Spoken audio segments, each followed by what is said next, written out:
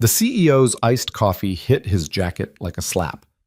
She didn't apologize, she attacked.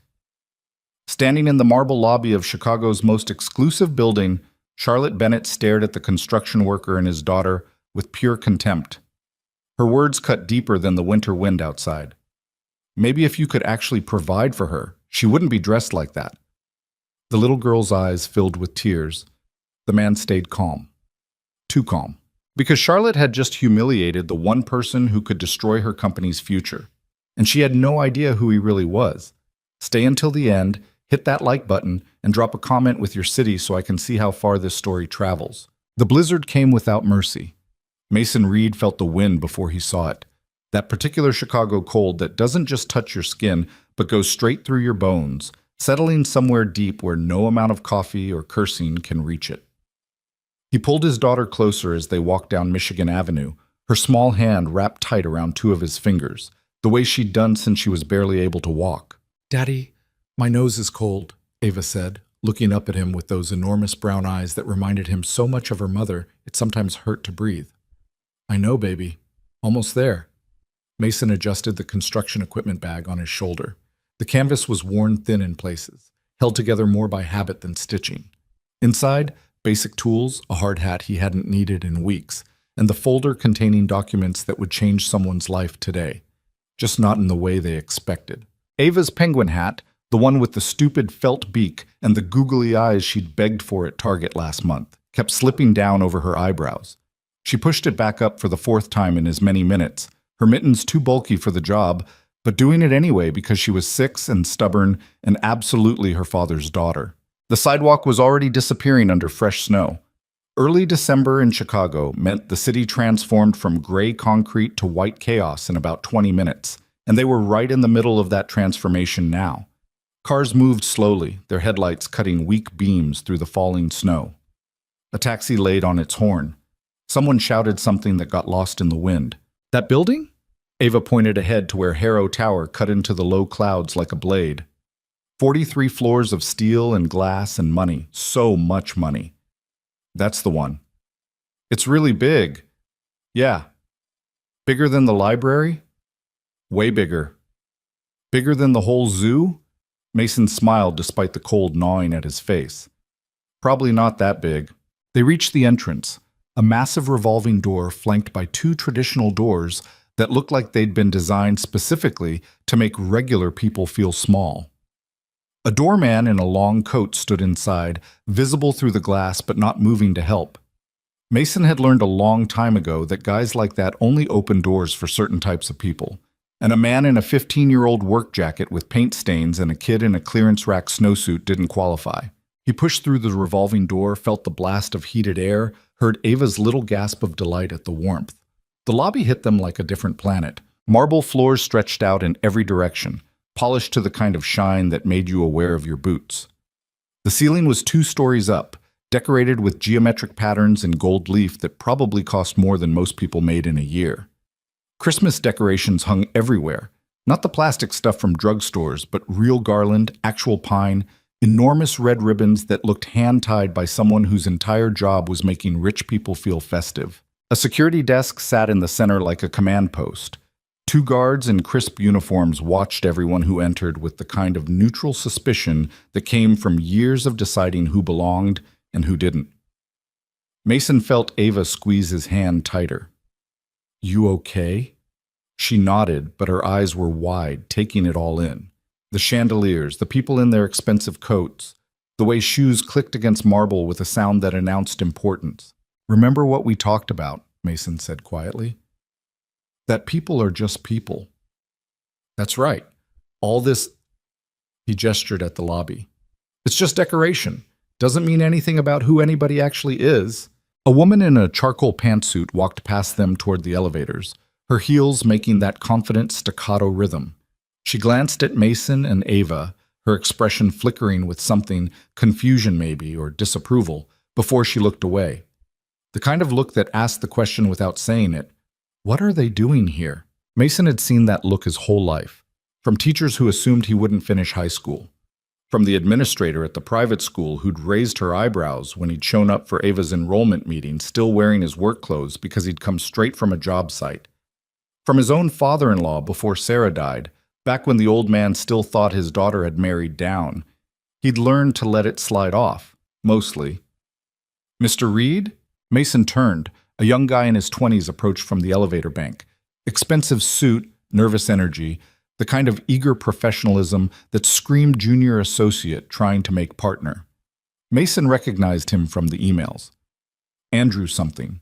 Whitfield, maybe. That's me. Great. We're all set up on 40. Conference room's ready whenever you... Andrew's eyes dropped to Ava. Something in his expression shifted. Not quite disapproval, but definitely recalculation. Oh, I didn't realize you'd be bringing my daughter, Mason said flatly. That a problem? No, of course not. We didn't prepare for... Andrew forced a smile that didn't reach his eyes. It's fine, totally fine. Maybe she can wait in the lobby. We have a lovely seating area, very comfortable, and she stays with me. The words came out harder than Mason intended, but he didn't take them back. He'd promised Ava she could come today. She'd been excited all week, ever since he'd explained that Daddy owned a big building in the city, and today they were going to meet the people who wanted to buy it. She'd drawn a picture of Harrow Tower in crayon, all crooked lines and impossible windows, and taped it to their refrigerator between her math homework and the grocery list. No way was she sitting alone in some lobby while lawyers discussed millions of dollars upstairs. Andrew's smile went brittle. Of course, whatever you prefer. The team's just, well, Ms. Bennett is already here, and she's fairly particular about... The elevator dinged, the doors slid open, and Charlotte Bennett stepped into the lobby like she owned it, which, in about 3 hours, she technically would. Mason's first impression, power. Not the loud kind that needed to announce itself, but the quiet kind that didn't bother, because everyone already knew. She wore a black coat that probably cost what he used to make in 2 months, cut perfectly to her frame, moving with her like it had been designed specifically for the way she walked. Her hair was pulled back severe and exact. Diamond earrings caught the light, small, tasteful, expensive in that way that whispered instead of shouted. She was on her phone, naturally, talking fast, her voice sharp with the kind of impatience that came from having too many decisions to make and not enough hours to make them. I don't care what the preliminary audit says, Richard. We're not moving on the Portland property until I see the full environmental report. The full report, not the summary some paralegal threw together. She walked quickly, not really looking where she was going because people like her didn't have to. The world moved around them. Yes? I understand the timeline. I also understand that we're talking about a $40 million investment. So unless you want to explain to the board why we're suddenly liable for 10 years of groundwater contamination, she crashed into Mason at full speed. The impact wasn't hard, but it was sudden. Her phone flew from her hand, clattered against the marble. The iced coffee she'd been carrying in her other hand, some elaborate thing with multiple shades of brown and what looked like caramel drizzle, exploded across Mason's jacket in a cold splash that soaked through to his shirt. Jesus! Charlotte stumbled back, staring at the coffee spreading across his chest like a stain map. What the hell? Mason stood there, feeling the cold liquid seep through fabric, watching it drip onto his boots. Ava had jumped back just in time, but her eyes were wide with shock. You walked right into me, Mason said evenly. Charlotte bent down, snatched up her phone, checked it for cracks with the kind of urgency usually reserved for actual emergencies. Finding none, she finally looked at him. Really looked. Her expression changed. It started as surprise, probably that he'd spoken at all, then shifted into something else. Assessment. Calculation. Her eyes traveled from his coffee-soaked jacket to his work boots to the canvas bag on his shoulder to Ava standing beside him in her penguin hat and clearance rack snow pants. Mason watched it happen. That familiar sequence. The decision forming behind someone's eyes as they looked at you and decided exactly who you were in about 3 seconds. I'm sorry, Charlotte said, but her tone suggested she wasn't. Not really. I didn't see you there. You weren't looking. I was on an important call. So that makes it okay to just walk into people? Something flashed in her eyes. Annoyance, maybe. Or surprise that he was pushing back. Look, I apologized. These things happen. You should probably clean that up before it stains. She said it like he was a spill that needed addressing, like he was the inconvenience here. Mason felt Ava's hand tighten around his fingers. When he looked down, his daughter was staring at Charlotte with an expression he'd seen before. The one she got when kids at school said mean things, when teachers underestimated her, when the world reminded her that it could be randomly, casually cruel. "Daddy's jacket," Ava whispered. "It's okay, baby." Charlotte was already turning away, already moving on, because of course she was. People like her didn't linger on moments like this. They apologized, or said something that sounded like an apology, and then they left the mess for someone else to deal with. But then she stopped, turned back, looked at Ava with an expression that made Mason's jaw tighten. "That's a very colorful hat," Charlotte said. Her tone hit that particular register of false warmth that adults used when they wanted credit for noticing a child without actually engaging with them. Ava didn't respond. She just pressed closer to Mason's leg. Charlotte's gaze shifted back to him, taking in the jacket again, the boots, the bag, making calculations. "Are you here for a delivery?" she asked. "Because the service entrance is around. I'm not making a delivery." "Oh." A pause. "Maintenance?" "No." Her eyebrows drew together slightly, that universal expression of confusion mixed with impatience. The look of someone who'd asked a question they expected to be answered quickly and simply and was now annoyed that it wasn't. "Then what?" She stopped, glanced at Ava again. Something in her expression hardened. "Look, I'm sorry about your jacket, but I'm actually late for a very important meeting. If you need to file some kind of complaint, you can talk to building security." "Ms. Bennett?" Andrew appeared at her elbow like a nervous terrier. "I'm so sorry. I was just coming to escort Mr. Reed upstairs." Charlotte's head snapped toward the junior associate. "What?" "Mr. Reed," Andrew gestured at Mason with a hand that shook slightly. "The seller? For the acquisition meeting? We're running about 10 minutes behind schedule, and I know you wanted to review the final contracts before." The color drained from Charlotte Bennett's face. Not all at once. It happened in stages. First confusion, then realization, then something that might have been horror, if horror could wear a $1,000 coat and diamond earrings. She looked at Mason. Really looked this time. He watched her connect the dots. Watched the moment she understood that the man whose jacket she'd ruined, the man she'd assumed was a delivery driver or maintenance worker, the man she'd spoken to with that particular brand of polite condescension reserved for people she considered beneath her. That man was standing between her company and the most important acquisition of the quarter. The lobby seemed to hold its breath. Someone's phone rang in the distance. A heating vent hummed. Outside, snow continued to fall against windows that filtered it into something almost beautiful. Mason didn't say anything, didn't need to. The silence was doing all the work. Charlotte opened her mouth, closed it, opened it again. "You're," she started. "Mason Reed," he said quietly. "Owner of Harrow Tower, the building you're here to buy." Her hand, the one not holding her phone, moved slightly, like she was going to offer it for a handshake, then dropped back to her side when she realized how absurd that would be. You didn't shake hands with someone after you'd just drenched them in coffee and suggested they use the service entrance. "I didn't." Charlotte stopped, started again. "I thought that I was the help." Mason kept his voice level, conversational almost. "Yeah, I got that." Andrew looked like he wanted to disappear into the marble floor. One of the security guards was watching now, his hand resting near his radio like he was trying to decide if this situation required intervention. Charlotte's jaw tightened. Mason saw her straighten her spine, saw the way she pulled that power back around herself like armor. When she spoke again, her voice had regained some of its earlier sharpness. "Let's not make this more awkward than it needs to be," she said. "Obviously there was a misunderstanding. I didn't know who you were. You have to admit you don't exactly look like—" She stopped, seemed to realize that finishing that sentence would only make things worse, but Mason finished it for her. "Like what?" he asked. "Like someone who'd own a building like this? Like someone worth $40 million? Like someone you should treat with basic respect?" "That's not what I meant." "No?" Charlotte's eyes flashed. "I apologized for the coffee. I've acknowledged the confusion. What exactly do you want from me here? What did he want? Mason wasn't entirely sure. An actual apology, maybe.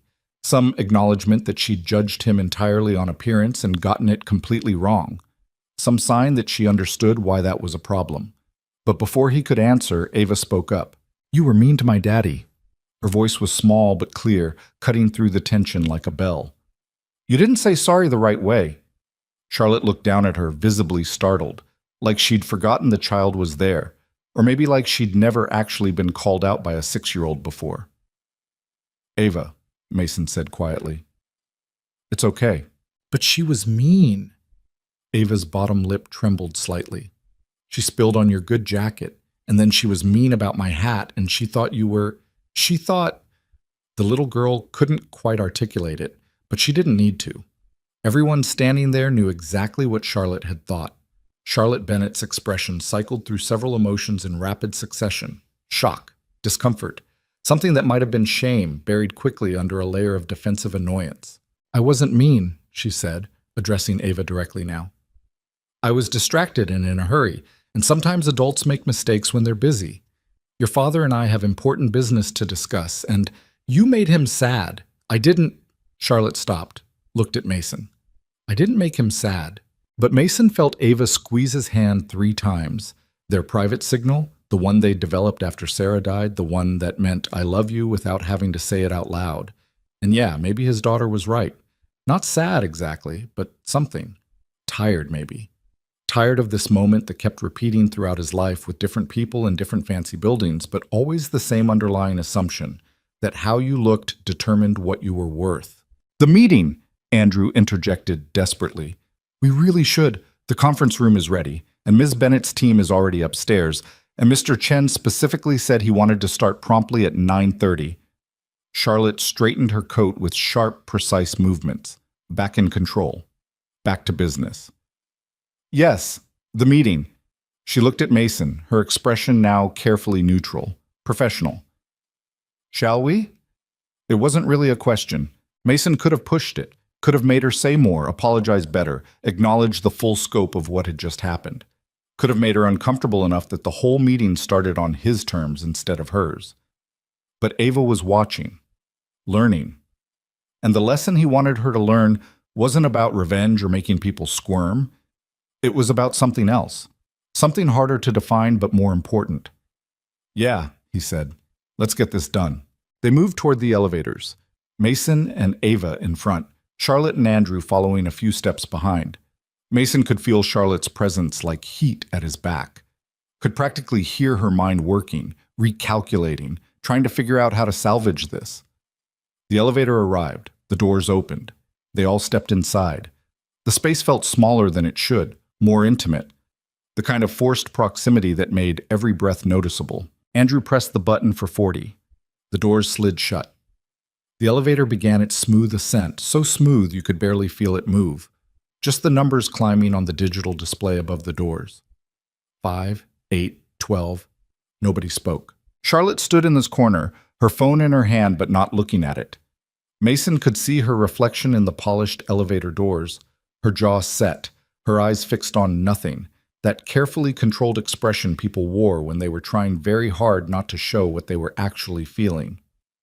Ava leaned against his leg, one hand holding his, the other adjusting her penguin hat. 50, 19, 23.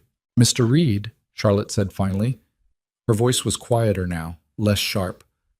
I really didn't mean to... Don't. She stopped. Don't apologize because you think you have to, Mason continued, still watching her reflection. Don't apologize because there's a business deal at stake. If you're going to say sorry, mean it. Otherwise, let's just get through this meeting and go our separate ways. 27, 31, 35. Charlotte's reflection showed something complicated crossing her face. Anger, maybe, or embarrassment, or both. I do mean it, she said. Do you? Yes. You mean you're sorry you spilled coffee on me? Or you're sorry you assumed I was a delivery driver? Or you're sorry you made those assumptions in front of my daughter? Or you're sorry you got caught doing all of that to someone who turned out to be important?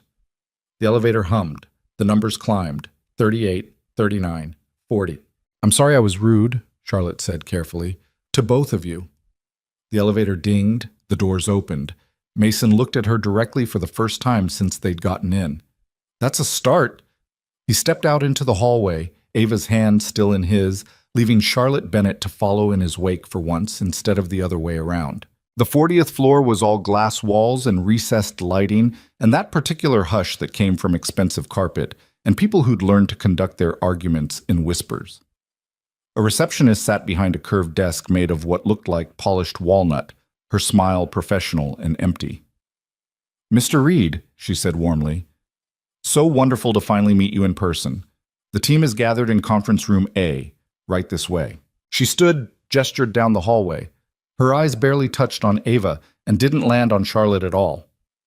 Interesting. They walked past offices with closed doors and nameplates that announced partners and senior associates, past a break room with an espresso machine that probably cost more than Mason's truck, past abstract art on the walls, the kind that looked like someone had thrown paint at canvas and charged $20,000 for the privilege. Conference room A had a view. Floor-to-ceiling windows looked out over Chicago. The city stretched below them like a model. Even through the snow, you could see the lake in the distance, gray and angry. The room itself was dominated by a massive table made of dark wood, surrounded by leather chairs that probably cost $500 each. 6 people waited inside. Lawyers, mostly. Mason could tell by the way they dressed, the way they'd arranged their documents in precise stacks, the way they stood when he entered like they'd all practiced the movement. A couple of financial advisors, probably. And an older man in a suit that cost more than some cars, his silver hair combed back from a face that had learned to hide every thought behind a pleasant smile. Mason. The older man stepped forward, hand extended. "Thomas Chen, we spoke on the phone." Mason shook his hand. Chen had a good grip, firm without being aggressive. The kind of handshake that came from decades of knowing exactly how much pressure to apply. "Thanks for making the trip," Mason said. "Are you kidding, for a property like this?" Chen's smile widened slightly. "I'd have flown in from Singapore if necessary." His eyes dropped to Ava, and something genuine entered his expression. "And who's this?" "My daughter, Ava." "Hi," Ava said quietly. "Hi yourself." Chen crouched down slightly, bringing himself closer to her level. "That's quite a hat. You like penguins?" Ava nodded. "Me too. Did you know penguins can hold their breath underwater for up to 20 minutes? Her eyes widened. "Really?" "Scout's honor." Chen straightened, his smile still in place as he looked at Mason. "I've got 3 grandkids. 2 of them would live at the aquarium if we let them." Mason felt something in his chest relax slightly. Not much, but enough. Charlotte had entered behind them, Andrew scurrying at her heels. The other lawyers and advisors immediately shifted their attention to her, their actual client, the person who'd be signing the checks. Chen turned, his professional mask sliding smoothly back into place. "Ms. Bennett, good to see you again." "Thomas." Charlotte's voice was back to business. Crisp, controlled, like the lobby had never happened. "Sorry we're running late. Unexpected delay." "No problem at all. We're right on schedule." Chen gestured to the table. "Why don't we all sit down and get started?" People moved to their seats with the kind of choreographed efficiency that suggested they'd done this many times before. Charlotte took a chair at one end of the table, her team flanking her like guards. Chen sat at the other end. Mason was directed to a seat in the middle, across from what looked like the lead property attorney. Ava climbed into the chair next to him, her penguin hat nearly slipping off as she settled in. The chair was too big for her. Her feet dangled several inches above the floor. She looked around the room with wide eyes, taking in the view, the fancy table, the important-looking people. "Is everyone comfortable?" Chen asked, his eyes sweeping the table. "Coffee? Water? We've got fresh pastries from that French bakery on State if anyone's hungry." "Let's just get started," Charlotte cut in. She'd pulled out a leather portfolio, was already flipping it open to reveal perfectly organized documents. "I've reviewed the updated appraisal and I have some questions about the third-floor commercial tenants." "Actually," Mason interrupted quietly, "before we jump into business, I think we need to address something." The room went still. Charlotte looked at him, her expression carefully blank. "Address what?" Mason glanced at Ava, then back at Charlotte, choosing his words with care. "What happened downstairs?" he said. "In the lobby." You could have heard a snowflake land. Chen's eyebrows rose slightly. The lawyers exchanged glances. Andrew looked like he might actually faint. Charlotte's jaw tightened. I don't think that's necessary. I do. Mr. Reed, Ms. Bennett walked into me while she was on her phone, Mason said, addressing the room now, his voice calm and matter-of-fact. Spilled coffee all over my jacket, then spent the next 2 minutes making assumptions about who I was and why I was in the building. Suggested I use the service entrance. Asked if I was maintenance. He paused. All of this happened in front of my 6-year-old daughter. The silence that followed was different from before. Heavier. Chen's pleasant expression had disappeared entirely. He looked at Charlotte with something that might have been disappointment. The lawyers weren't making eye contact with anyone. Charlotte's face had gone pale, then flushed. That's not... You're taking it out of context. What context makes it okay? Mason asked.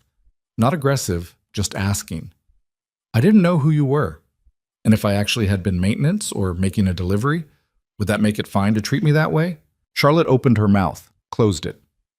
Because that's what I can't quite figure out, Mason continued. Are you sorry you were rude to me specifically because I turned out to be the building owner? Or are you sorry you were rude to another human being, period? This is ridiculous. Charlotte's voice had an edge now. We're here to discuss a $40 million transaction, not to have some kind of sensitivity seminar about basic decency? Mason leaned forward slightly. About treating people with respect regardless of what they're wearing or what you assume about their bank account. I treat everyone with respect. Do you, though? The question hung in the air like smoke. Ava tugged on Mason's sleeve. He looked down at her worried face and softened immediately. It's okay, baby, he said quietly. Adults are just talking. Is the pretty lady mad? Pretty lady. Out of the mouths of children. Mason almost smiled, despite everything. I don't know, he said honestly. Maybe. Charlotte was staring at Ava now with an expression that was hard to read. Not quite guilt, not quite defensiveness. Something in between. Chen cleared his throat. Perhaps we should take a short break. Da's sake. No. Mason shook his head. No breaks. I want to finish this, but I needed to say my piece first, because here's the thing. He looked directly at Charlotte. You're about to become the owner of a building that houses over 200 businesses and probably 1,000 people who work in those businesses. People who wear all kinds of clothes and do all kinds of jobs. And if you're going to walk through that lobby every day treating people differently based on whether you think they belong there, we've got a problem. I would never... You did. Today. To me. Charlotte's hands were flat on the table, her knuckles white. What do you want me to do, Mason? Grovel? Cancel the deal? What? It was the first time she'd used his first name. Interesting. I want you to understand why it matters, he said. That's all. I want you to sit with that for a minute and actually think about it instead of just being mad that you got called out. The room was so quiet you could hear the heating system cycling on. Chen was watching Charlotte like he was seeing her for the first time. The lawyers were studying their documents with sudden, intense interest. Andrew looked like he was silently composing his resignation letter. And Charlotte Bennett, brilliant CEO, shark in expensive clothing, woman who'd probably crushed 100 negotiations without breaking a sweat, looked lost. I'm not... She stopped, started again. I'm not perfect. I was distracted. I made assumptions. I shouldn't have. Why did you? Mason asked. What? Why did you make those assumptions? Walk me through it. You saw me and Ava, and you immediately decided we didn't belong. Why? Charlotte's eyes flashed. You really want to do this? Yeah, I really do. She sat back in her chair, her arms crossing over her chest. Defensive posture. Mason had seen it 1,000 times. Fine. You want honesty? Here's honesty. Charlotte's voice was tight. You were wearing a work jacket covered in stains, work boots that looked like they'd seen better days, carrying a canvas bag that looked older than me. Your daughter was dressed in, I don't know, clearance sale winter clothes. So yes, I made an assumption. People who own $40 million buildings don't usually look like they just got off a construction site. Why not? Because they don't. I do. You're the exception. Am I? Mason tilted his head slightly. Or am I just the only one you've met who didn't feel like playing dress up? That's not fair. None of this is fair, Charlotte. That's kind of the point. Using her first name felt deliberate, a small claiming of equal ground. She noticed. He saw her notice. Look, Charlotte said, and her voice had changed slightly. Less defensive, more tired. I grew up poor. Like, actually poor, not my parents made me get a summer job poor. I know what it's like to be judged on appearance. I know what it's like to walk into rooms and have people assume you don't belong. So don't stand there and lecture me about, then why did you do it to me? Mason interrupted. If you know how it feels, why did you turn around and do the exact same thing? Charlotte's mouth opened. No words came out. Ava tugged Mason's sleeve again. Daddy, I have to pee. The absurd timing of it, the way a child's basic need could cut through the highest tension, made Mason want to laugh and cry at the same time. Okay, baby, hold on just a second. He looked at Chen. Is there a restroom nearby? Just down the hall to the left, Chen said, clearly grateful for the interruption. Can't miss it. Mason stood, took Ava's hand. Before leaving, he looked back at Charlotte. Think about it, he said quietly. That's all I'm asking. Actually, think about it. Then he walked out with his daughter, leaving the room full of uncomfortable lawyers and one very rattled CEO behind. The hallway felt cooler, quieter. Mason's heart was beating harder than he'd realized. Daddy? Ava looked up at him as they walked. Why was everyone so quiet? Sometimes, Mason said carefully, grown-ups need to hear hard things, and hearing hard things makes them quiet. Like when I have to hear I can't have ice cream before dinner? He smiled despite everything. Kind of like that, yeah. They found the restroom, single occupancy, fancy enough that even the soap dispenser looked expensive. Mason waited outside while Ava went in, listening to her hum something that sounded like a song from that cartoon she liked. His phone buzzed, a text from his foreman. How's the big sale going? Mason typed back, complicated. The bathroom door opened. Ava emerged, her penguin hat now completely sideways. All good? She nodded. The soap smells like flowers. Fancy. They walked back slowly. Mason wasn't in a hurry to return to that room, that table, that conversation he'd started and wasn't sure how to finish. But as they approached the conference room, he heard voices. Not arguing, just talking. Chen's measured tones, Charlotte's sharper responses, the low murmur of lawyers doing what lawyers did. Business, moving forward, because that's what people like them did. They encountered obstacles and they kept moving. Mason stopped just outside the door. You ready to go back in? He asked Ava. She looked up at him with those serious brown eyes. Is the pretty lady still sad? Maybe. Did you make her sad? I don't know. Maybe I made her think about things she didn't want to think about. Ava considered this with the gravity only 6-year-olds could muster when processing adult complications. Mommy used to say thinking hard thoughts makes you smarter, she said finally. Mason's throat tightened. Sarah had said that. Usually when helping Ava with homework, or when Ava complained that math was too hard, or when life in general felt overwhelming for a small person trying to make sense of big concepts. Yeah, he managed. Yeah, she did say that. Then maybe making the pretty lady think hard thoughts is good. Out of the mouths of children, Mason thought again. Out of the mouths of children. He pushed open the conference room door. Everyone looked up. Charlotte's eyes found his immediately, held for a second longer than necessary, then dropped back to the documents in front of her. All set? Chen asked pleasantly. All set. Mason and Ava returned to their seats.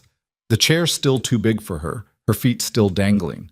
She'd brought a small notebook and crayons from somewhere. Probably Andrew had scrambled to find something to keep her occupied, and started drawing with the intense concentration the children brought to their art. So, Chen continued, clearly relieved to be back on professional ground, we were just discussing the tenant agreements for the commercial spaces.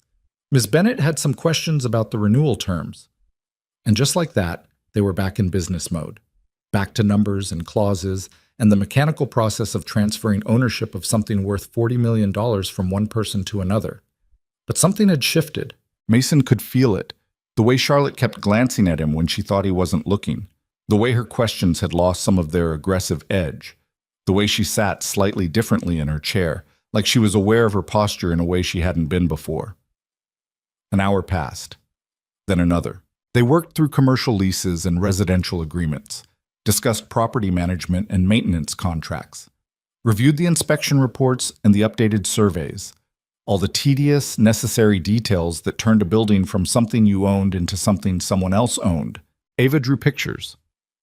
First the building again, still crooked, still charming, then what looked like people, though at 6 the distinction between people and stick figures was still pretty fluid. Then penguins, because of course penguins.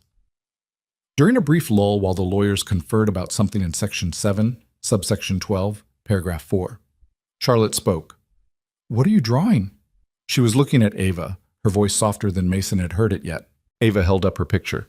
"The tower. It's very tall. Daddy says it's really tall in real life, too." "It is." Charlotte paused. "Did you draw the people?" "That's Daddy." Ava pointed to a slightly larger stick figure. "And that's me. And that's you." Charlotte blinked. "Me?" "The pretty lady from downstairs."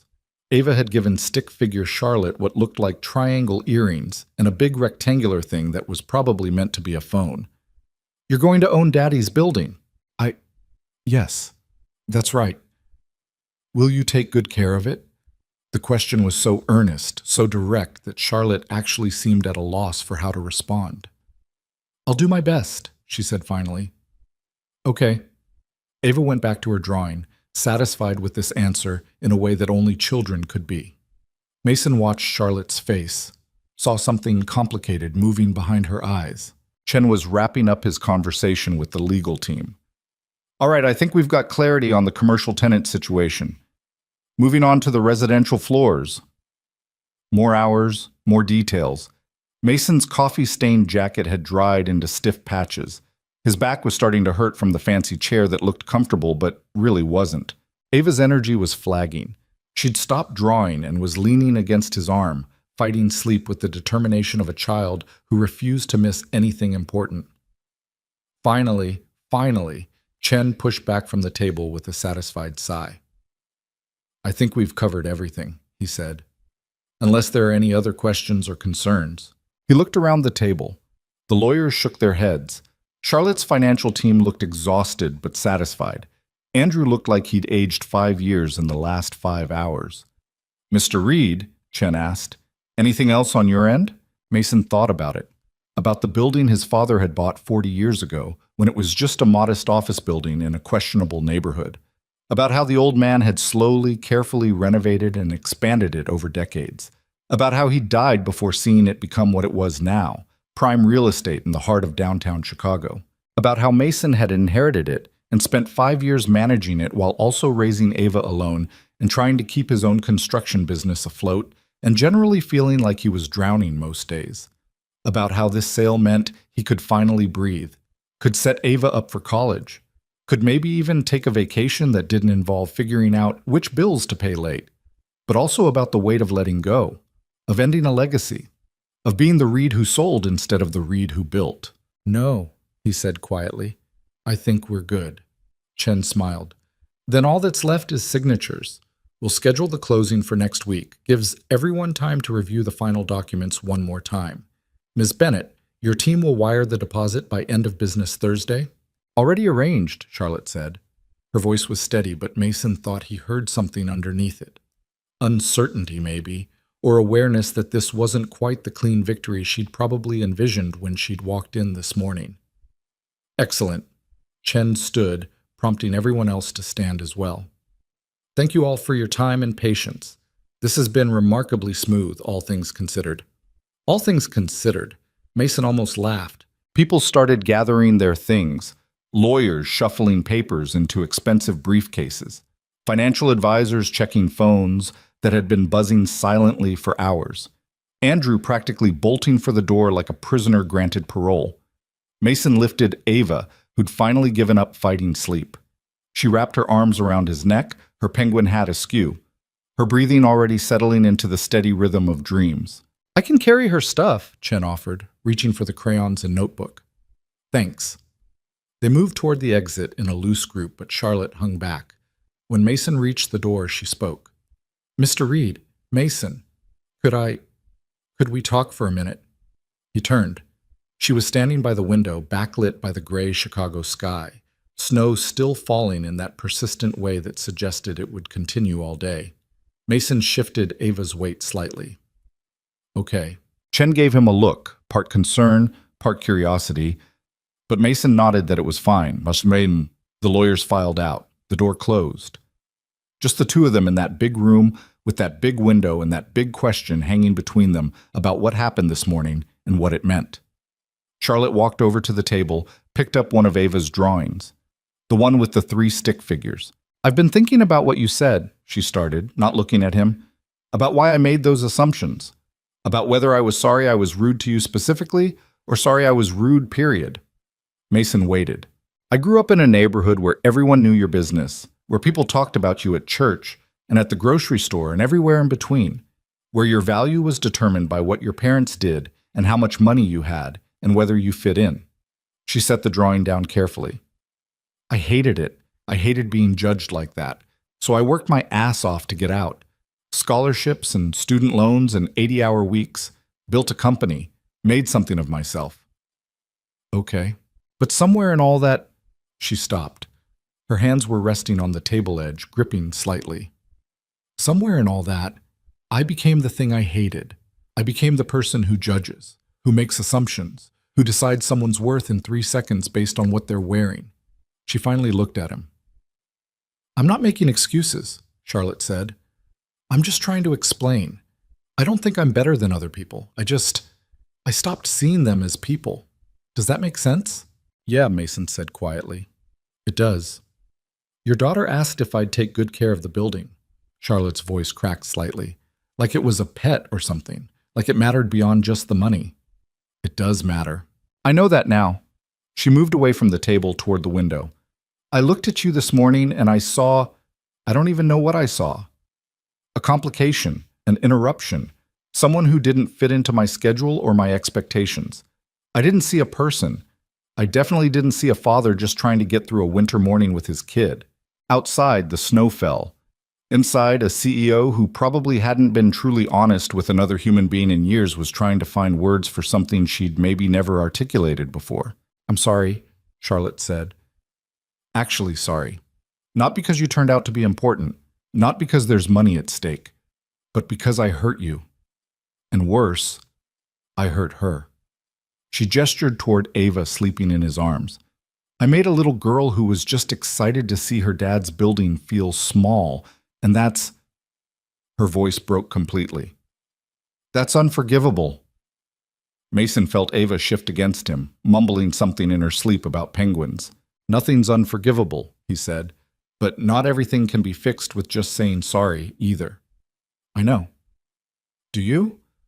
Charlotte turned from the window. Her eyes were red. Mason hadn't realized until this moment that she'd been crying. "I want to do better," she said. "I don't know exactly what that looks like yet, but I want to try. Will you help me?" It was the last thing Mason had expected her to say. "Help you how?" "I don't know. Show me what I'm not seeing. Tell me when I'm being—" She gestured vaguely. "Whatever I was being this morning, hold me accountable." "Charlotte, we're about to complete a business transaction and then probably never see each other again. Unless we don't." "Unless we don't what? Never see each other again?" She wiped at her eyes with the back of her hand, a gesture so unguarded it was almost shocking coming from someone who'd been so controlled hours earlier. "Your father built something worth protecting. Not just the building itself, but the people, the tenants, the way it exists in the community. I got so focused on the numbers that I almost missed the point entirely." Mason readjusted Ava's weight. His arms were getting tired. "What are you asking?" "Stay involved," Charlotte said. "Consulting basis. Help me transition the management in a way that honors what your father built. Help me not screw it up by only thinking about profit margins and efficiency metrics." "You're serious?" "Completely." Mason looked at this woman, this brilliant, successful, deeply flawed woman who'd started the day by spilling coffee on him and insulting his daughter, and was now standing in front of him with tears on her face asking for help becoming a better person. "I'll think about it," he said finally. Something like relief crossed her face. Thank you. Don't thank me yet. I haven't decided.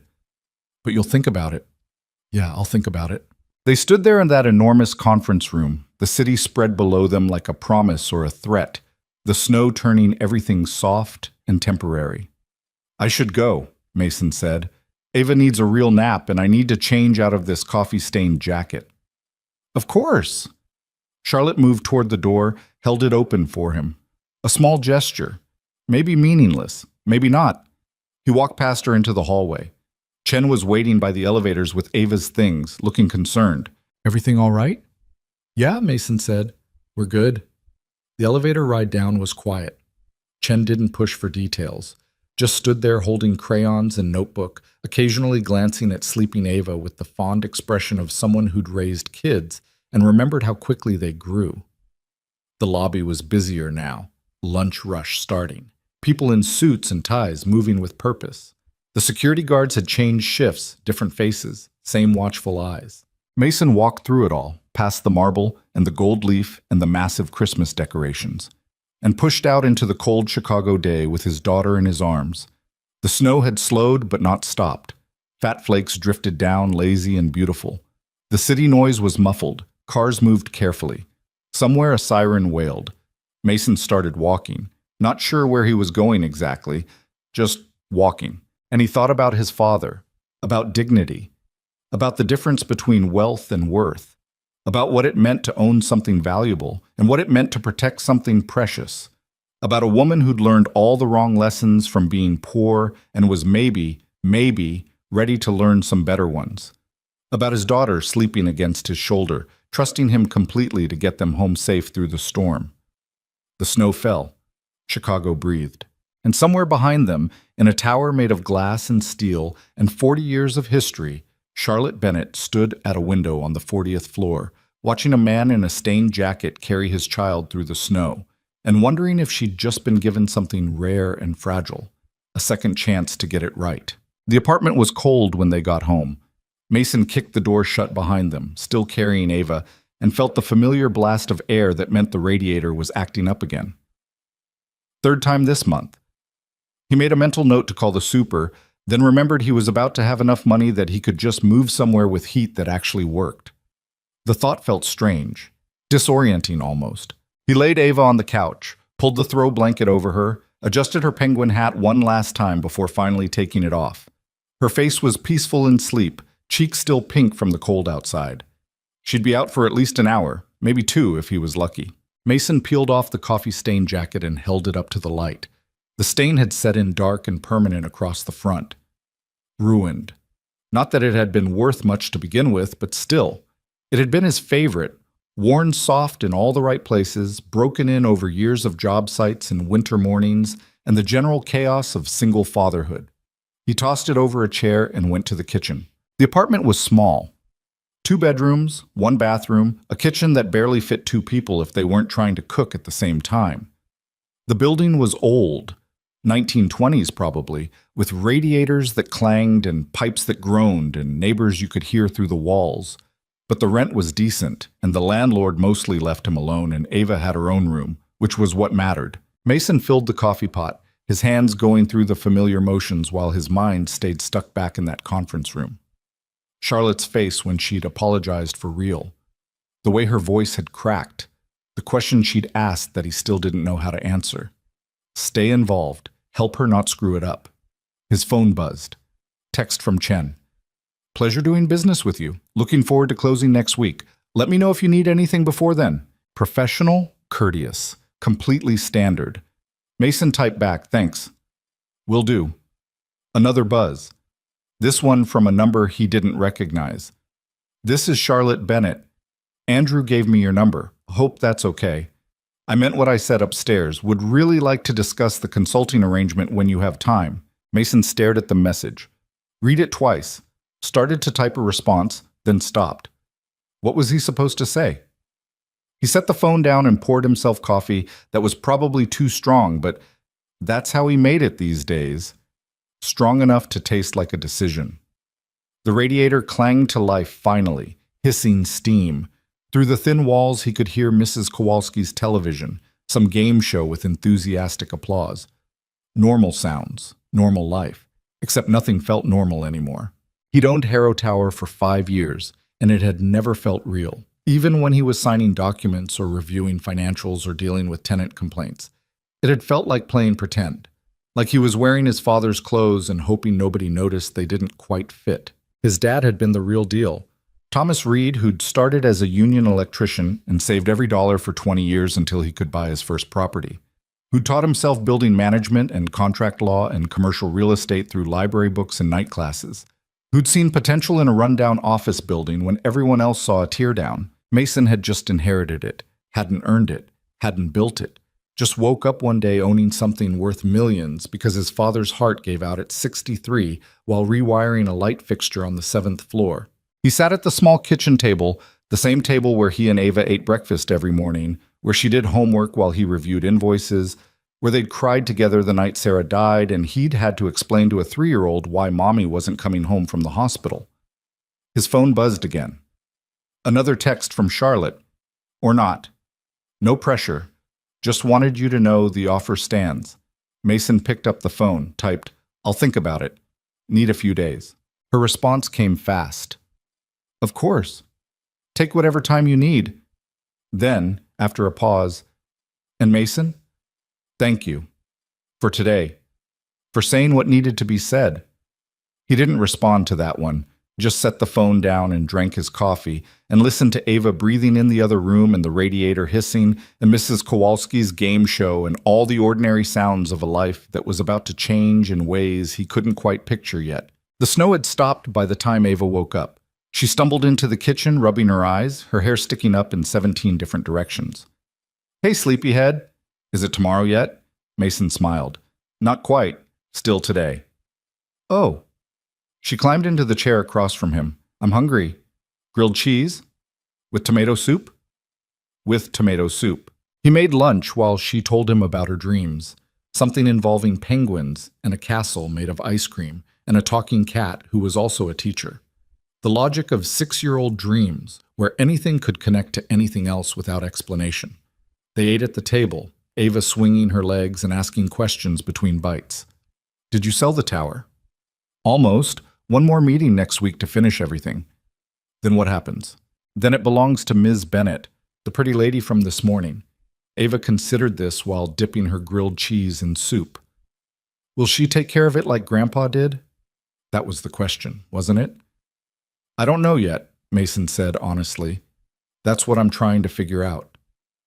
"You should make sure she does." "Yeah?" "Yeah. Because Grandpa worked really hard on it. You told me that." Mason felt something tighten in his chest. "You're right. He did. So you have to make sure." Ava said it with the absolute certainty of a child who believed her father could fix anything, solve anything, make the world work right through sheer determination. He wished he had that kind of confidence. After lunch, Ava wanted to play with her Legos. Mason sat on the floor of her room, helping her build what she insisted was a penguin habitat, but looked more like a colorful disaster with no structural integrity. They worked in comfortable silence, the kind that came from years of just being together, not needing to fill every moment with words. His phone buzzed twice more over the next hour. Once from his foreman asking about next week's schedule. Once from his sister in Portland, checking in like she did every few days since Sarah died, making sure he was eating real food and not just falling apart. He answered the foreman, ignored his sister for now. He'd call her back later when he had energy for her particular brand of concerned hovering. By dinner time, Mason had made a decision. Not about Charlotte's offer, that still felt too big, too complicated, but about something else. He pulled up Charlotte's number and typed, "Can we meet tomorrow? Just us. I want to talk about the building." Her response came within 30 seconds. "Yes? Where and when? Coffee shop on Randolph. You know Marty's? I'll find it." "What time? 10? I'll be there." Mason set the phone down. Ava was watching him from where she'd sprawled on the floor with her Legos. "Who are you texting?" "Ms. Bennett." "The pretty lady?" "Yeah." "Are you friends now?" Mason thought about that. "I don't know what we are." "Maybe you'll find out tomorrow," Ava said with the wisdom of someone who'd lived exactly 6 years and thought that made her an expert on everything. Maybe, Mason agreed. That night, after Ava was in bed and the apartment had settled into its evening creaks and groans, Mason stood at his bedroom window looking out at the city. Snow covered everything in uneven patches. Christmas lights blinked from neighboring buildings. Somewhere in the distance, a train rumbled past. He thought about his father, about the last conversation they'd had, 3 days before the heart attack. They'd been standing in the lobby of Harrow Tower, that same marble lobby where Charlotte had crashed into him this morning, and his dad had been complaining about the heating system on the upper floors. Building this old, everything's a compromise, Thomas Reed had said. You fix one thing, something else breaks. But you keep fixing it anyway because people depend on you. Sounds exhausting, Mason had joked. His father had looked at him with those serious eyes that never quite matched his smile. It is, but it's also the point. We don't own things, Mason. We take care of them for a while, and then we pass them on. The only question that matters is whether we left them better than we found them. Mason hadn't understood it then. Not really. He'd been 32 with a failing marriage and a daughter who was barely 3 in a construction business that was just starting to turn a profit. The idea of legacy and responsibility and leaving things better, it had all felt abstract, theoretical. Now, standing in his cold apartment looking out at the city his father had loved, Mason understood. The building wasn't the point. The money wasn't the point. The point was what his father had actually said. People depended on you, and you kept fixing things anyway. Charlotte Bennett was offering him a chance to keep fixing things. The question was whether he trusted her enough to help. Marty's coffee shop was exactly the kind of place Charlotte Bennett would never normally enter. Mason arrived 10 minutes early and claimed a booth in the back, away from the windows. The place hadn't been updated since probably 1987. Vinyl seats patched with duct tape, laminate tables scarred with decades of coffee rings, a jukebox in the corner that only played if you kicked it in the right spot. The coffee came in thick ceramic mugs that were chipped but clean, and Marty himself, pushing 70, suspenders holding up jeans worn soft as flannel, worked the counter with the efficiency of someone who'd made 10,000 cups of coffee in his life and could do it in his sleep. You want the usual? Marty called over when Mason sat down. Yeah, thanks. Your girl not with you today? School day tomorrow. Couldn't bring her. Too bad. She brightened up the place. Marty started the coffee, then glanced toward the door as it chimed. His expression shifted slightly. Not quite disapproval, but definitely assessment. Charlotte Bennett walked in looking exactly like someone who'd never been in a place like this before. She wore designer jeans, the kind that cost $300 to look perfectly casual, and a cream-colored sweater under a coat that probably had an Italian name Mason couldn't pronounce. Her hair was down today, softer than the severe style from yesterday, but her bearing was the same. Careful. Controlled. She spotted Mason and walked over, her eyes taking in the booth, the duct tape, the general shabbiness of everything with an expression Mason couldn't quite read. This is Marty's, he said as she slid into the seat across from him. I see that. Not what you're used to. No. She set her phone on the table, screen down. A small gesture, but deliberate, giving him her attention. But I asked you to help me see things differently. Might as well start here. Marty appeared with Mason's coffee and a menu he tossed in front of Charlotte. What can I get you? Just coffee, please. Black. You sure got fresh apple pie? Made it this morning. Charlotte hesitated. I don't usually... She'll take a slice, Mason interrupted. Trust me. Marty grunted approval and shuffled off. I don't eat pie for breakfast, Charlotte said. It's 10 o'clock, not breakfast. I don't eat pie at 10 o'clock either. You will today. Something in his tone made her stop arguing. She just nodded, settled back against the vinyl seat, and waited. Mason took a sip of coffee that was too hot and tasted like burnt hope and nostalgia. Perfect. I've been thinking about your offer, he said. And? I want to know what you actually want, not the corporate answer, the real one. Charlotte was quiet for a moment.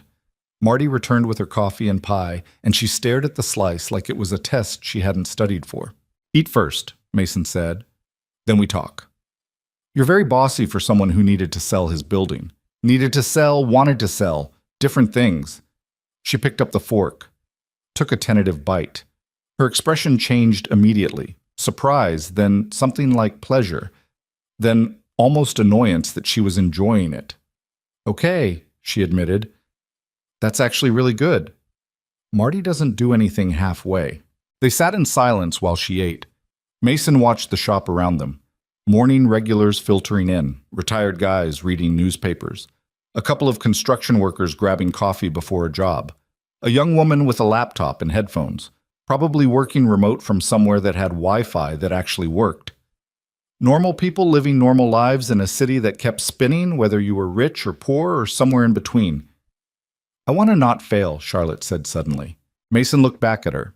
She'd set down the fork, was staring at the remaining pie like it held answers. Fail at what?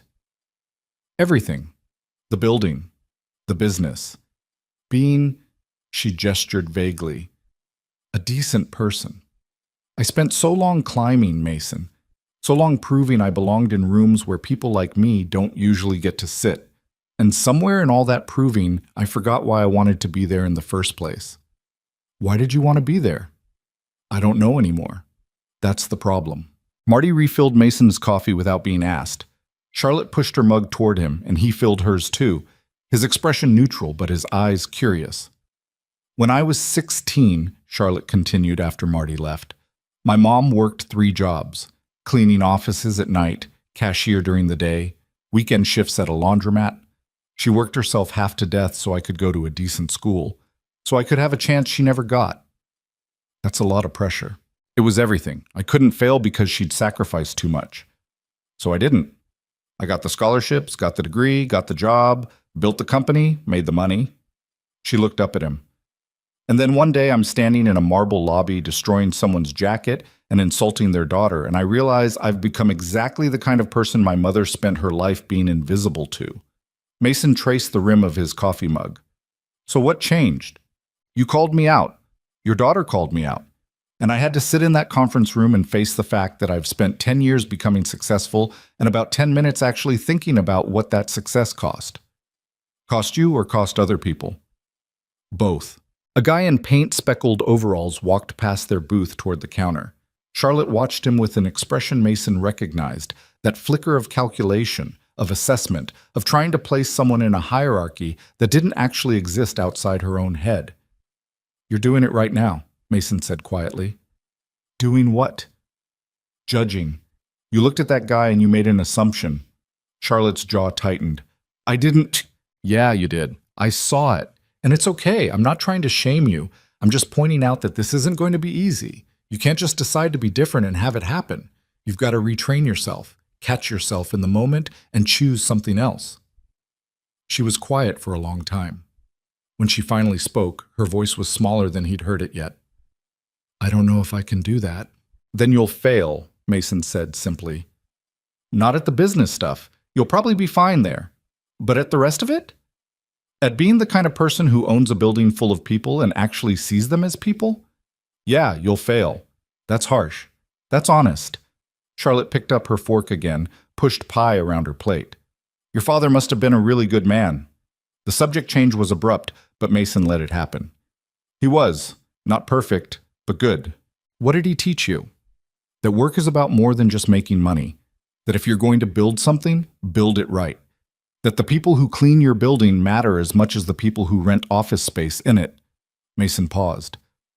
That dignity isn't something you have or don't have. It's something you give other people. I like that. He'd say it better. I'm paraphrasing. Still, I like it. They sat with that for a while. The coffee shop hummed around them. Marty's radio played something old and scratchy. Someone laughed at the counter. Okay, Charlotte said finally. Here's what I want, really want. I want you to tell me the truth about that building, about the tenants, about what matters beyond the numbers in the spreadsheet. I want you to stop me when I'm about to make a decision that prioritizes profit over people. She stopped, struggling. I want to learn how to do this right. And I don't think I can learn it from my lawyers or my financial team or anyone else who thinks the way I used to think. Used to? I'm trying to stop thinking. Mason considered her. The expensive sweater and the careful makeup, and the phone sitting screen down between them like a promise that she was actually listening. But also the uncertainty in her eyes, the genuine fear that maybe she'd gone too far down the wrong path to find her way back. 3 conditions, he said. Okay. 1. I'm not your employee. I'm a consultant. That means when I tell you something, you actually listen. You don't have to do what I say, but you have to hear it. Done. 2.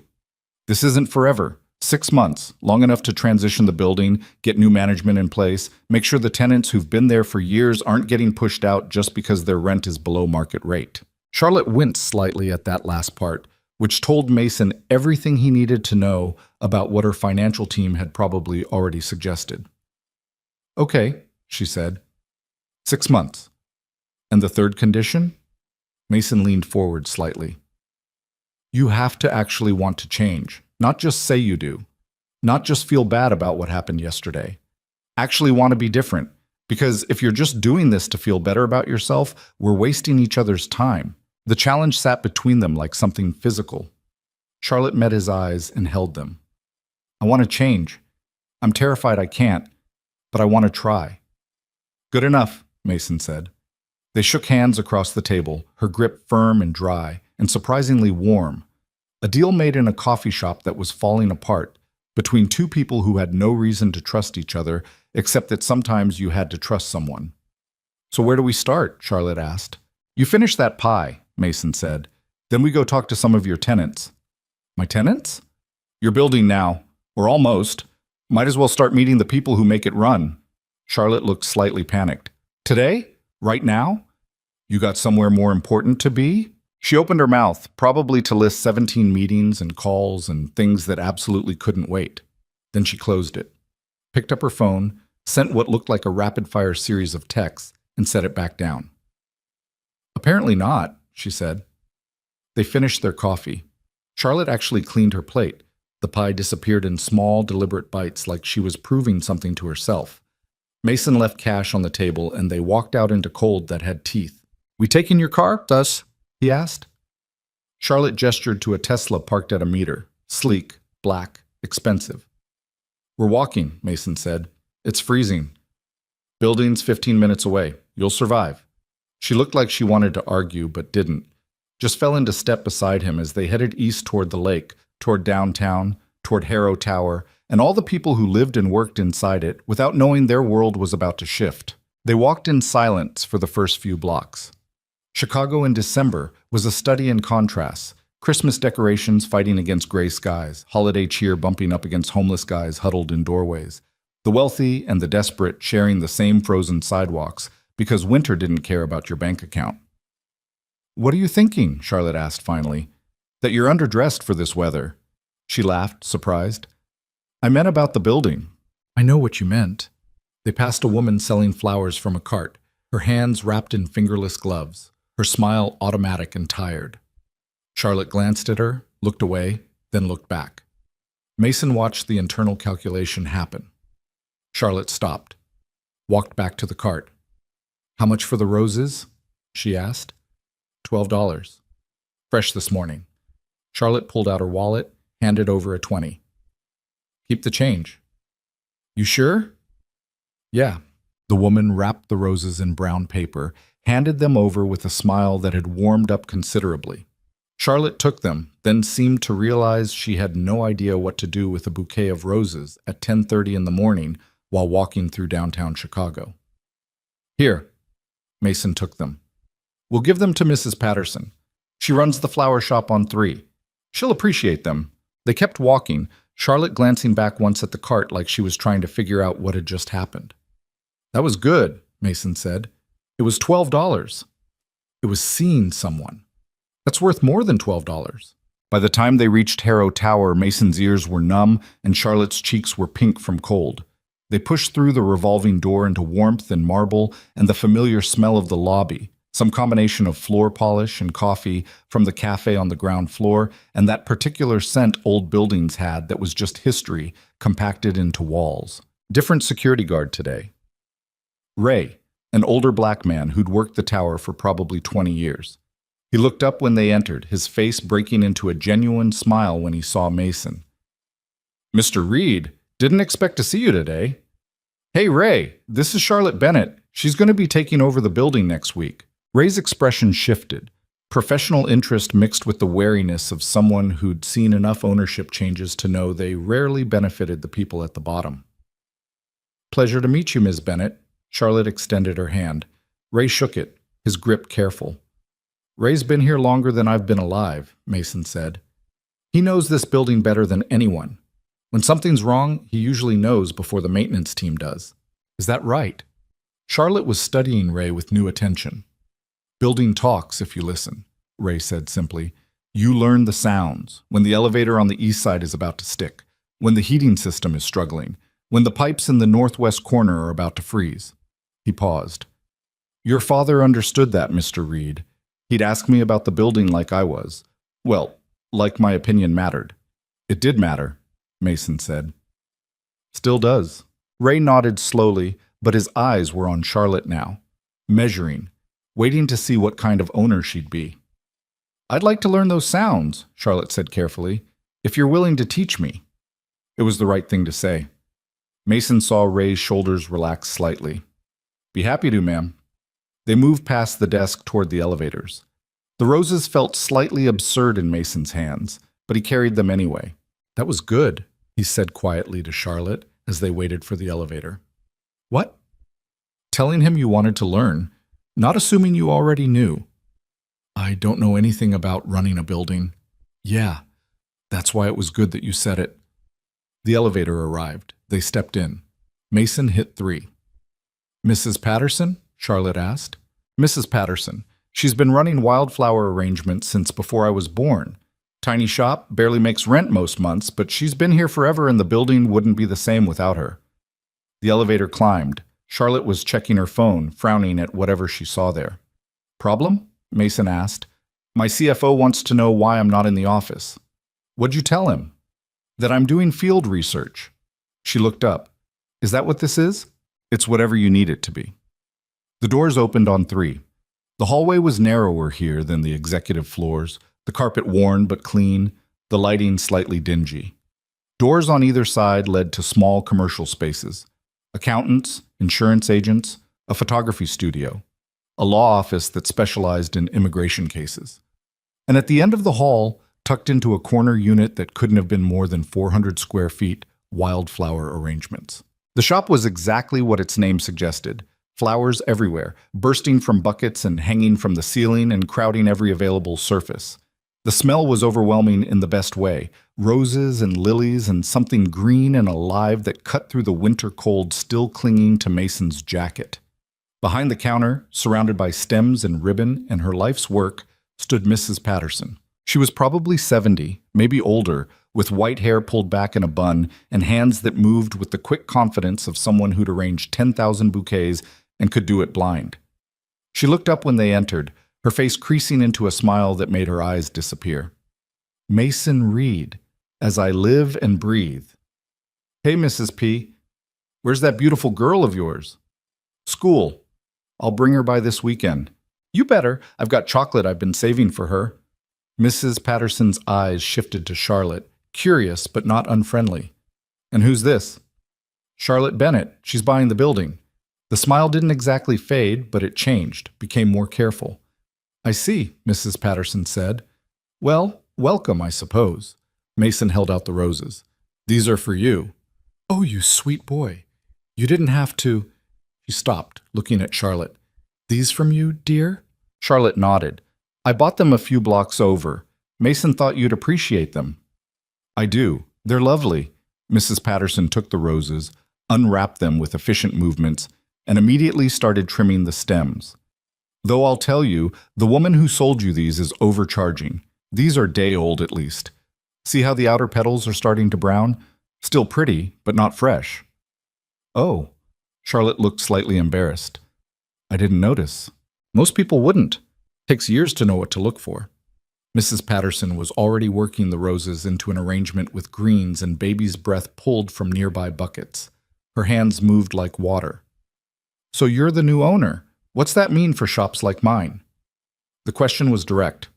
No corporate dancing around. Just a woman who'd spent 40 years in business and knew when to ask the hard questions. Charlotte glanced at Mason.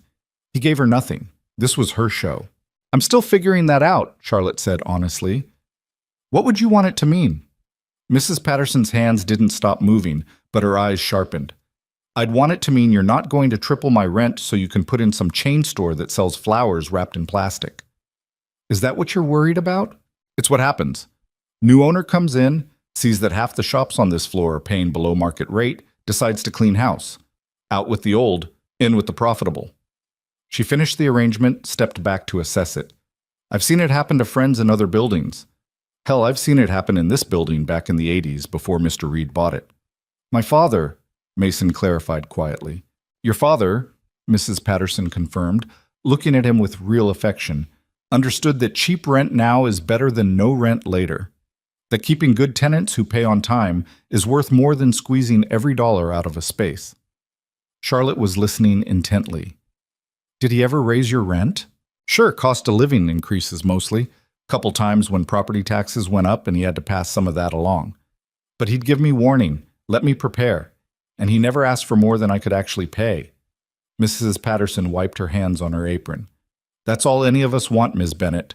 Fair rent, fair treatment, and enough respect not to be pushed out just because we don't fit someone's vision of what the building should be. The words hung in the air like a challenge. Charlotte absorbed them without flinching. What if I promised you wouldn't be pushed out? I'd want it in writing. Okay. Mrs. Patterson blinked, surprised. Okay? If you want it in writing, we'll put it in writing.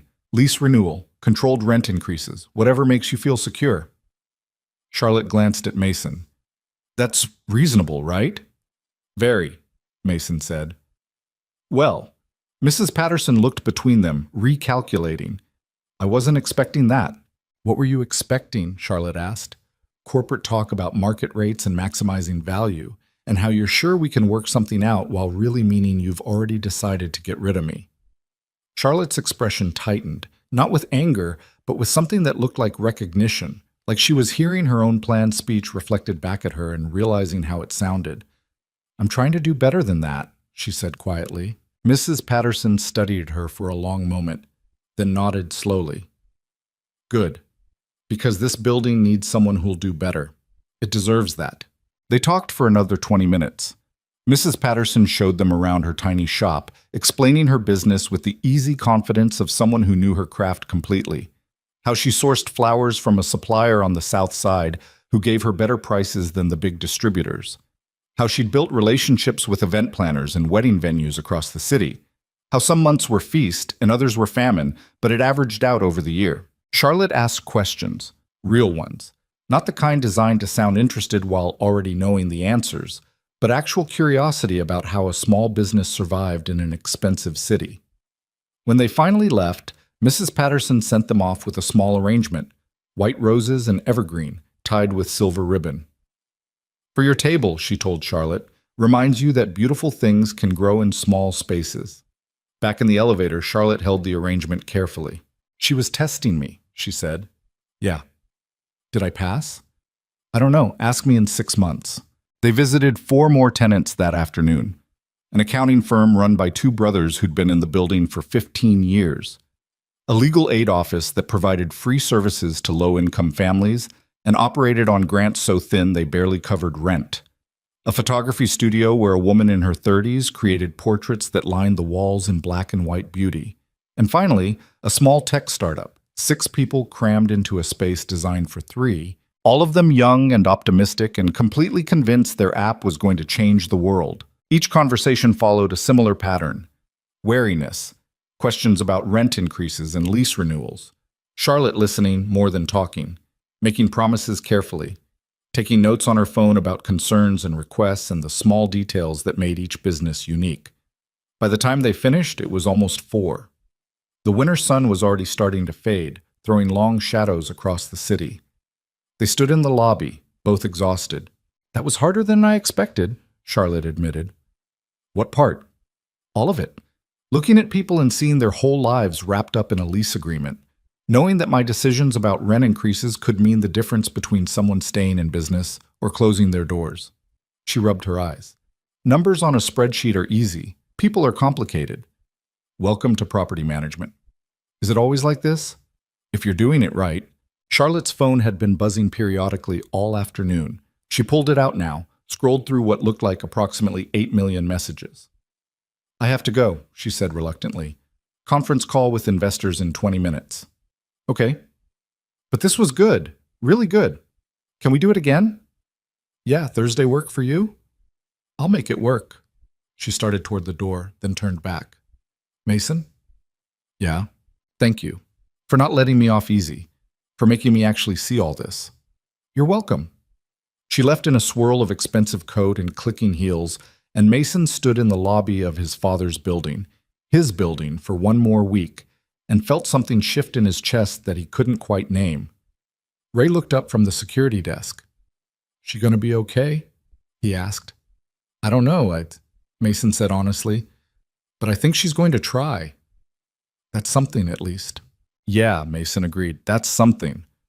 He walked home through streets that had gone from afternoon to evening without him noticing, thinking about dignity and responsibility and his father's voice in his head saying that you don't own things, you just take care of them for a while. Thinking about a woman who'd spent years becoming successful and was just now learning what that success should actually mean. Thinking about Ava, who'd be waiting for him with homework questions and stories about school and absolute faith that her dad could handle whatever came next. The snow started again as he reached his building. Fat flakes drifting down like the sky couldn't make up its mind. Mason stood on the sidewalk looking up at his apartment window where a light was already on. Mrs. Kowalski watching Ava until he got home, and felt the weight of everything settling on his shoulders. But also something else, something that felt almost like hope. The call came at 2 a.m. Mason jerked awake to his phone vibrating on the nightstand, the screen too bright in the darkness. Unknown number. He almost ignored it. Nothing good happened at 2 a.m., but something made him answer. Yeah?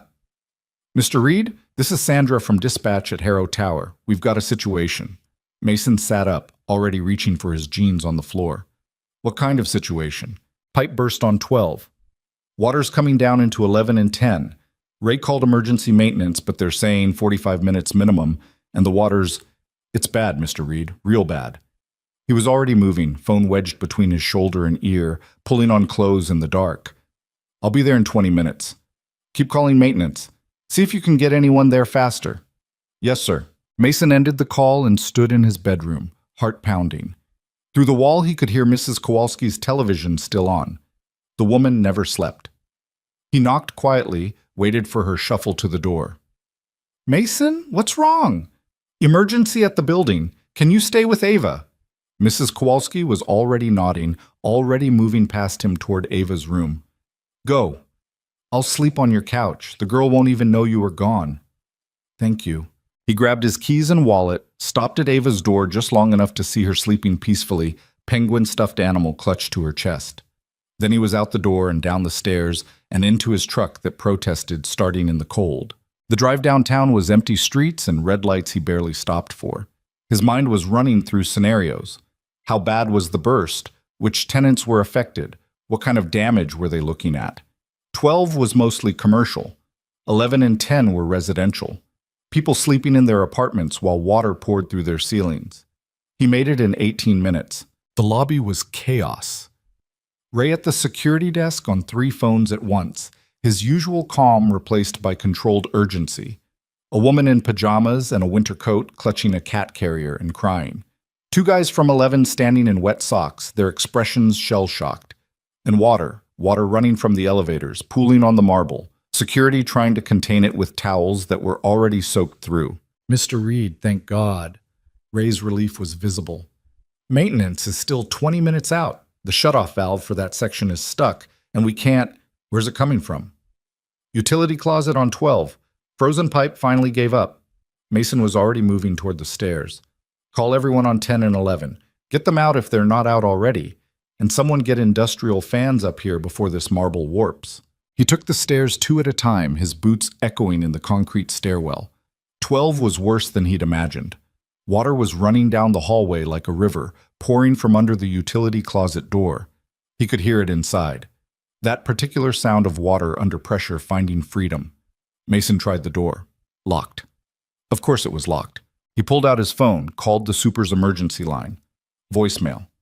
He tried the property manager. Same thing. Everyone asleep or ignoring their phones or just gone.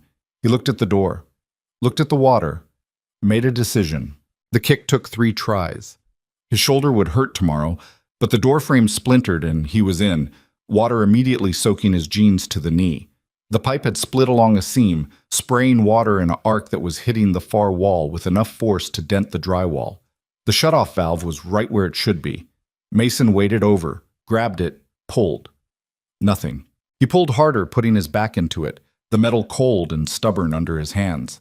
The valve had probably been closed once 5 years ago and never moved since.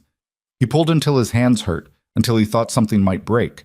The valve or his grip. He wasn't sure which would go first. Then it moved. Just a fraction, then more. Then suddenly it was turning and the water pressure dropped and the spray became a stream, became a drip, became nothing. Silence except for water still running out the door and his own breathing harsh in his ears. Mason stood in ankle-deep water in a utility closet at 2:30 in the morning and laughed. Just a short, breathless sound that wasn't really funny, but what else could you do? His phone rang. Charlotte. I heard, she said without preamble. How bad? Bad. Pipe burst on 12, flooded down into 2 residential floors. How did you... Ray called me. I'm 10 minutes away. You don't need to... I'm already in the car, Mason. Is the water stopped? Yeah, just now. Good. I'm bringing my contractor and a claims adjuster. And just hold on, I'm coming. She hung up before he could argue. Mason waded back out into the hallway where water was still spreading, finding every low point in the old floor. He started knocking on doors, checking offices, making sure everyone was out. Most were empty. It was the middle of the night on a Tuesday. But the law office at the end was occupied. And when he opened the door, he found a young guy at a desk surrounded by files, headphones on, completely oblivious. Hey! The guy jumped, pulled out his headphones. What the... Water main break. You need to get out. Now. But I have a brief due tomorrow, and now. Something in Mason's tone got through. The guy grabbed his laptop and ran. By the time Mason made it back downstairs, Charlotte was there. She'd thrown on jeans and a sweatshirt that might have been the most casual thing he'd ever seen her wear. Her hair was pulled back in a messy ponytail, no makeup, just a woman who'd rolled out of bed and driven across the city because her building was flooding. Except it wasn't her building yet. Wouldn't be for another 5 days. But she was here anyway. Show me, she said. He showed her. The utility closet, the water damage. The residential units where ceiling tiles had collapsed and carpet was soaked through, and people's lives had been disrupted by something as simple and catastrophic as frozen water finding a weak point. Charlotte walked through it all, her face getting tighter with each new discovery. Behind her came a man in Carhartt overalls who Mason assumed was the contractor, and a woman in a business suit despite the hour who was definitely the insurance adjuster. 12 units affected, the adjuster was saying, her voice crisp and professional. 6 residential, 6 commercial. We're looking at significant remediation costs, carpet replacement, drywall repair, potential mold mitigation. How much? Charlotte asked. Rough estimate? 60 to 80,000. Maybe more depending on what we find once we open up the walls. Charlotte didn't flinch. Do it. Whatever needs to be done. And I want temporary housing arranged for the residential tenants by tomorrow. Hotel rooms, corporate apartments, whatever. They're not living in water damage while we fix this. Ms. Bennett, the closing isn't for another week. Technically, this is still Mr. Reed's. I don't care about technically. These are people and they need help. Make it happen. The adjuster nodded and disappeared to make calls. Charlotte turned to Mason. You look exhausted. I'm fine. You're soaked and shivering and you kicked down a door. She gestured at his shoulder, which he'd been trying not to favor. Did you hurt yourself? It's nothing. Mason, I said I'm fine. They stared at each other in a flooded hallway at 3 in the morning, both too tired and too stubborn to back down. Finally, Charlotte sighed. At least get some coffee. There's a 24-hour place 2 blocks over. I'll handle things here. It's my building. For 5 more days.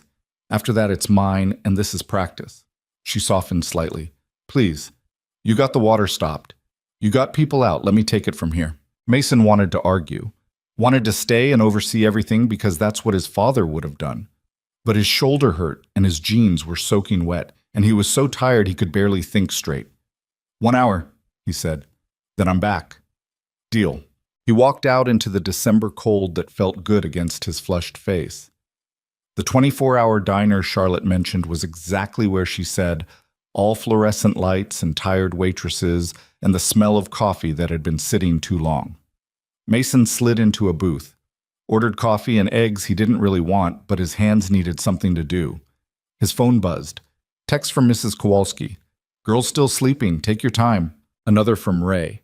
Miss Bennett's got a whole team here. Never seen anyone move this fast at 3 a.m. Mason stared at that second message for a long time. He'd assumed Charlotte's offer to help was performative, corporate responsibility theater, the kind of thing executives said in meetings but delegated to subordinates when actual work was required. But she was there, in jeans and a sweatshirt, coordinating contractors and insurance adjusters and emergency housing at 3 in the morning for a building she didn't even own yet. Maybe she really did want to change, or maybe she just wanted to prove she could. The eggs came. Mason ate mechanically, not tasting anything. Through the window, he could see snow starting again, those small, dry flakes that meant the temperature was dropping. Bad news for any other pipes that might be on the edge. His phone rang. Not Charlotte this time, his sister. Do you know what time it is? He answered. Do you know you're all over the building's emergency contact list, and I got 3 calls asking if you were okay? Emma's voice was sharp with worry. What happened? Pipe burst. I'm handling it. Handling it how? Mason, you look like hell. You can't see me. I can hear you. You sound like hell. Are you sleeping? Are you eating? Are you... Emma, I'm fine. You're not fine. You haven't been fine since Sarah died, and now you're selling Dad's building and dealing with emergencies at 3 a.m., and I have to go. Mason, he hung up, felt immediately guilty. Emma meant well. She always meant well.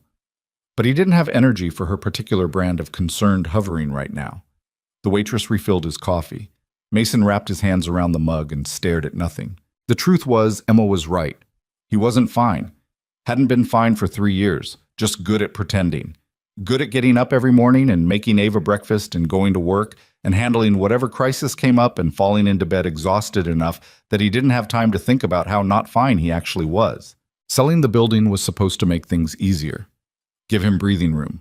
Let him focus on just being Ava's dad instead of juggling property management and construction work and the constant low-level panic that he was failing at everything.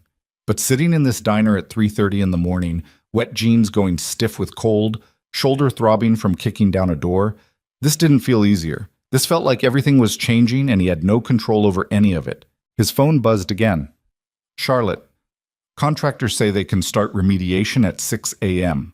All displaced tenants have hotel rooms arranged. You should go home. Get some sleep. He typed back, coming back now. You said 1 hour. It's been 45 minutes. Close enough.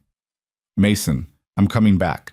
He paid and walked out into cold that bit at his wet clothes.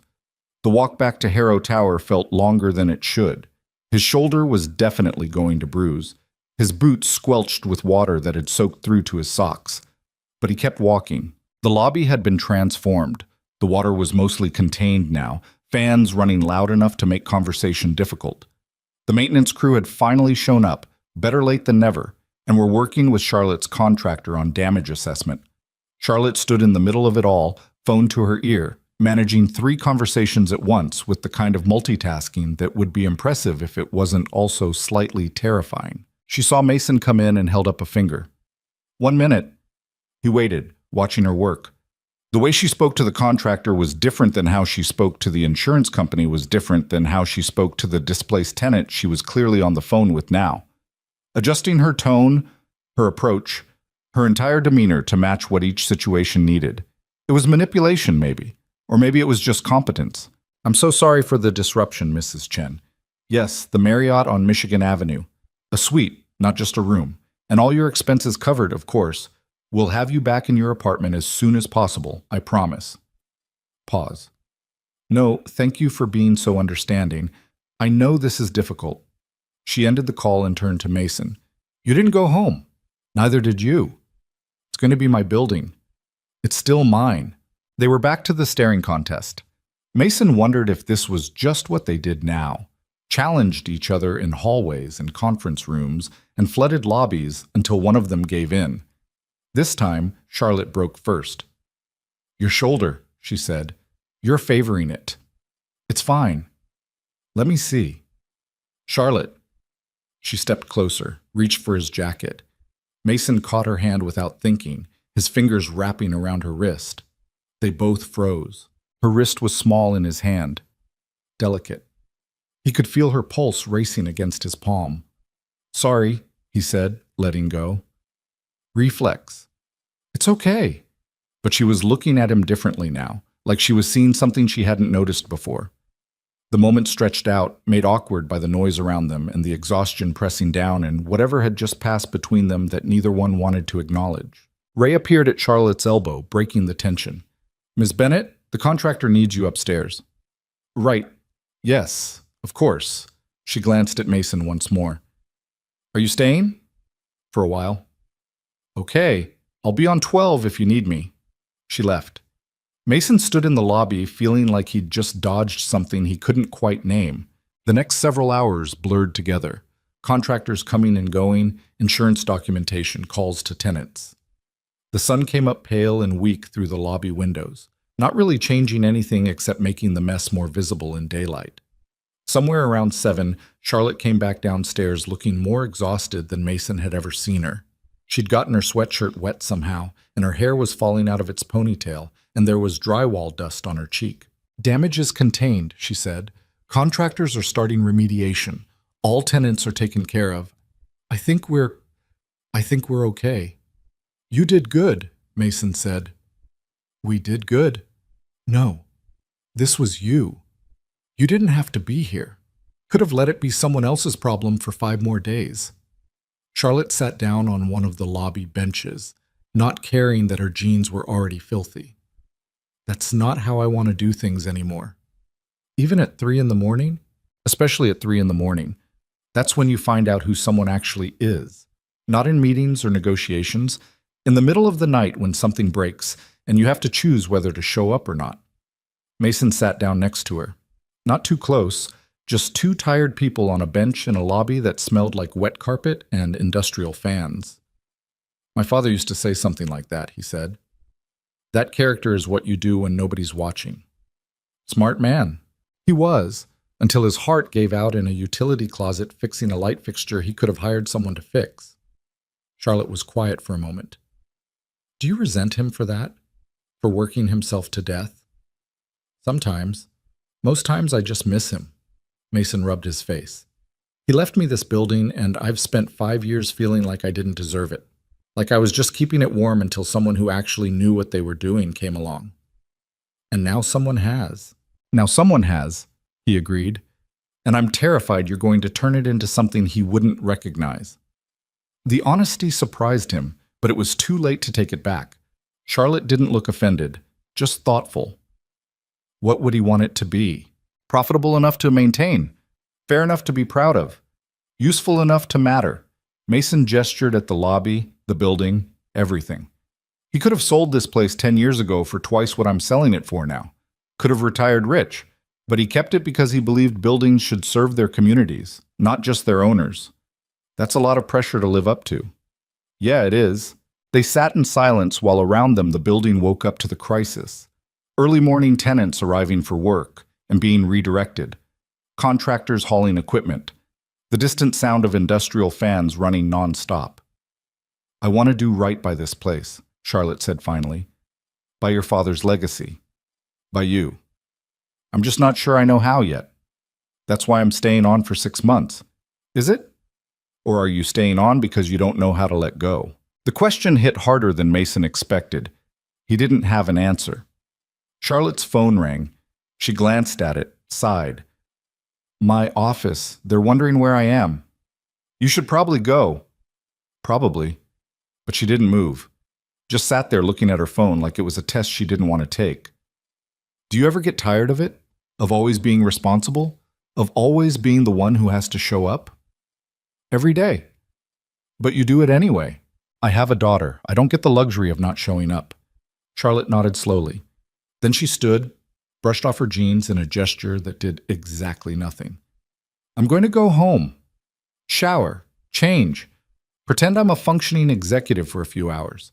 But I'll be back this afternoon. We should walk through the damaged units together. Make sure the contractors aren't missing anything. Okay?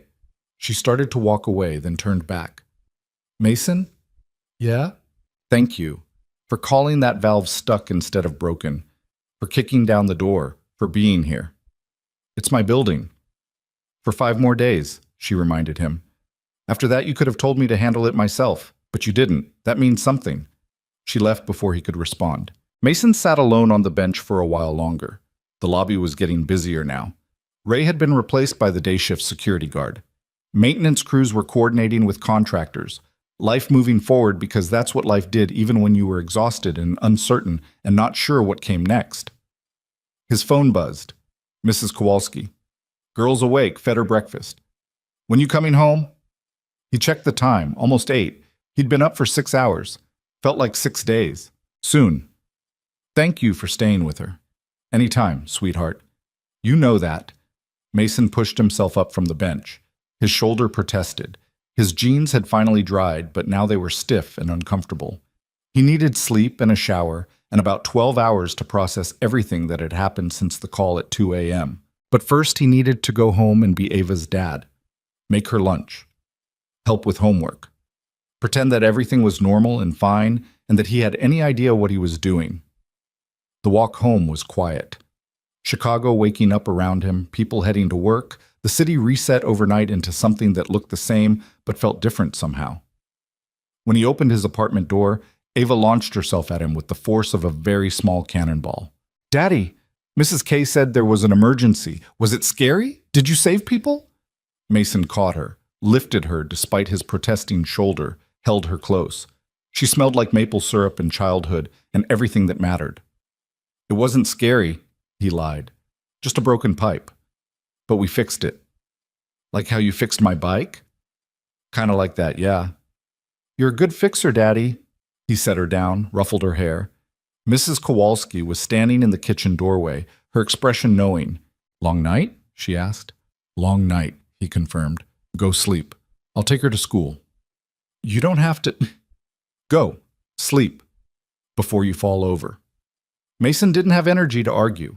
He thanked her, kissed Ava goodbye, and stumbled to his bedroom where he collapsed on top of the covers, still wearing his stiff jeans and damp boots. He was asleep in seconds. When he woke up, it was 2 in the afternoon, and his phone was full of messages. From Charlotte updating him on the contractors. From the insurance company asking for documentation. From his sister asking if he was okay. From tenants thanking him for responding so quickly. And one from a number he didn't recognize. This is Mrs. Patterson from the flower shop. Heard about last night. You're a good man like your father was. The building's lucky to have you both. Mason read that message 3 times. Then he got up, showered, changed into clean clothes, and headed back downtown because apparently he couldn't stay away even when he tried.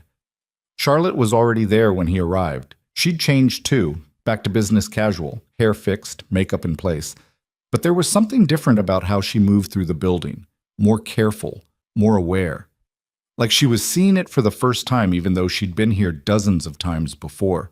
They walked the damaged units together, 10 and 11, where water had turned ceilings to mush and ruined carpet and turned people's homes into construction zones. Charlotte took notes on everything, not just the physical damage, but the personal stuff. Family photos that had gotten wet, a kid's homework ruined, an elderly man's medication that needed to be retrieved before mold remediation began. We need to do better than hotel rooms, she said in one particularly damaged unit. We need to help them actually live, not just exist in temporary housing. That's going to be expensive. I don't care, these are people's homes. They checked on the commercial units next. The law office where the young associate had been working late was fine, far enough from the water. But an architecture firm on 10 had lost equipment and files and was looking at weeks of recovery. Charlotte spent an hour with the firm's owner, a woman in her 50s who was trying very hard not to cry. We have insurance, the woman kept saying. We'll be fine. It's just, we have a pitch next week for the biggest project we've ever bid on, and now... What do you need? Charlotte asked. I'm sorry? To make that pitch, what do you need? Temporary office space, probably, equipment, somewhere to work while our space gets fixed. Charlotte pulled out her phone, made 2 calls, and within 15 minutes had arranged for the architecture firm to use an empty suite on 15 until their space was ready. The woman stared at her. You're just giving us space? I'm renting it to you for $1 a month until you're back in your office. That work? Yes. Thank you. I don't know what to say. Say you'll nail that pitch. Mason watched this exchange from the doorway. Watched Charlotte being exactly what the building needed in that moment. Not a landlord extracting maximum value, but someone who understood that helping people succeed was how you built something that mattered. When they left the architecture firm, Charlotte looked drained. That was good, Mason said. That was expensive. My CFO is going to have a stroke when he sees this month's numbers. But it was still good. Yeah. She smiled, tired but genuine. It was. They grabbed coffee from the lobby cafe. Real coffee, not the stuff from Marty's that tasted like nostalgia and regret. Sat at one of the small tables while around them the building hummed with activity. So, Charlotte said, 5 days until closing. 5 days. You nervous? Terrified. Me too. They sat with that admission. 2 people about to complete a transaction that would change both their lives in ways neither could quite predict. Can I ask you something? Charlotte said. Sure. Why are you really staying on as a consultant? And don't say it's about protecting your father's legacy or making sure I don't screw up. What's the actual reason? Mason thought about lying, about giving her the corporate answer that would sound good and mean nothing. But they'd been up together at 3 a.m, fighting water and exhaustion, and he owed her more than that. I don't know how to not be connected to this building, he said. It's been my whole adult life, my father's whole life. And when I sell it, I'm supposed to just, what? Walk away? Pretend it doesn't matter anymore? I can't do that. I don't know how. So you're staying because you're not ready to let go. Yeah, I guess I am. Charlotte nodded like she understood. That's honest. I appreciate honest. Your turn. Why did you really show up at 3 a.m.? You could have sent your property manager, could have handled it in the morning. Why come yourself? She was quiet for a long time. Because I wanted to prove something. To you, to myself. That I'm not just... She gestured vaguely. That I'm not just someone who shows up for meetings and signs checks. That I can actually do the work. Be the kind of owner this place deserves. You proved it. Did I? You were there. You made decisions. You helped people. Yeah, you proved it. Charlotte looked at him over her coffee cup, something complicated in her expression. It's strange. A week ago, I would have handled that pipe burst completely differently. Called my property manager, let them coordinate everything. Shown up in the morning to review damage reports, stayed removed. What changed? You made me look at that flower shop owner, and the lawyer, and all those people whose lives exist in this building. Made me see them instead of just seeing units and rent rolls. She set down her cup. It's harder this way, caring about them. It would be easier to just run the numbers and make decisions based on profit margins. Easier isn't always better. No, it's not. Around them, the cafe was filling up with the late afternoon crowd. Office workers grabbing caffeine for the final push to 5 o'clock. A couple of students with laptops and textbooks. The normal pulse of a building full of people living their lives. Mason's phone buzzed. Text from Ava. Did you fix everything? He smiled and typed back. Still working on it. You'll fix it. You always do. The simple faith of a 6-year-old. That her dad could fix anything. Be anywhere. Handle whatever broke. He wished he had that kind of confidence in himself. Charlotte was watching him. Everything okay? Yeah, just my daughter checking in. She's sweet. The way she defended you in the lobby that first day. Charlotte shook her head. I felt about 2 inches tall. You should have. I did. Still do sometimes. Good. Means you're learning. They finished their coffee. Made plans to meet again Thursday to walk through tenant renewals and lease negotiations. Charlotte left first, back to her office, and the pile of work she'd ignored all day. Mason stayed a while longer, watching the building move around him. Ray caught him on his way out. You heading home? Yeah, I got a kid who needs dinner. You're doing good work here, Mr. Reed. Both of you. Your father would be proud. Mason felt his throat tighten. Thanks, Ray. I mean it. This place. It matters. And you two are making sure it keeps mattering. That's worth something.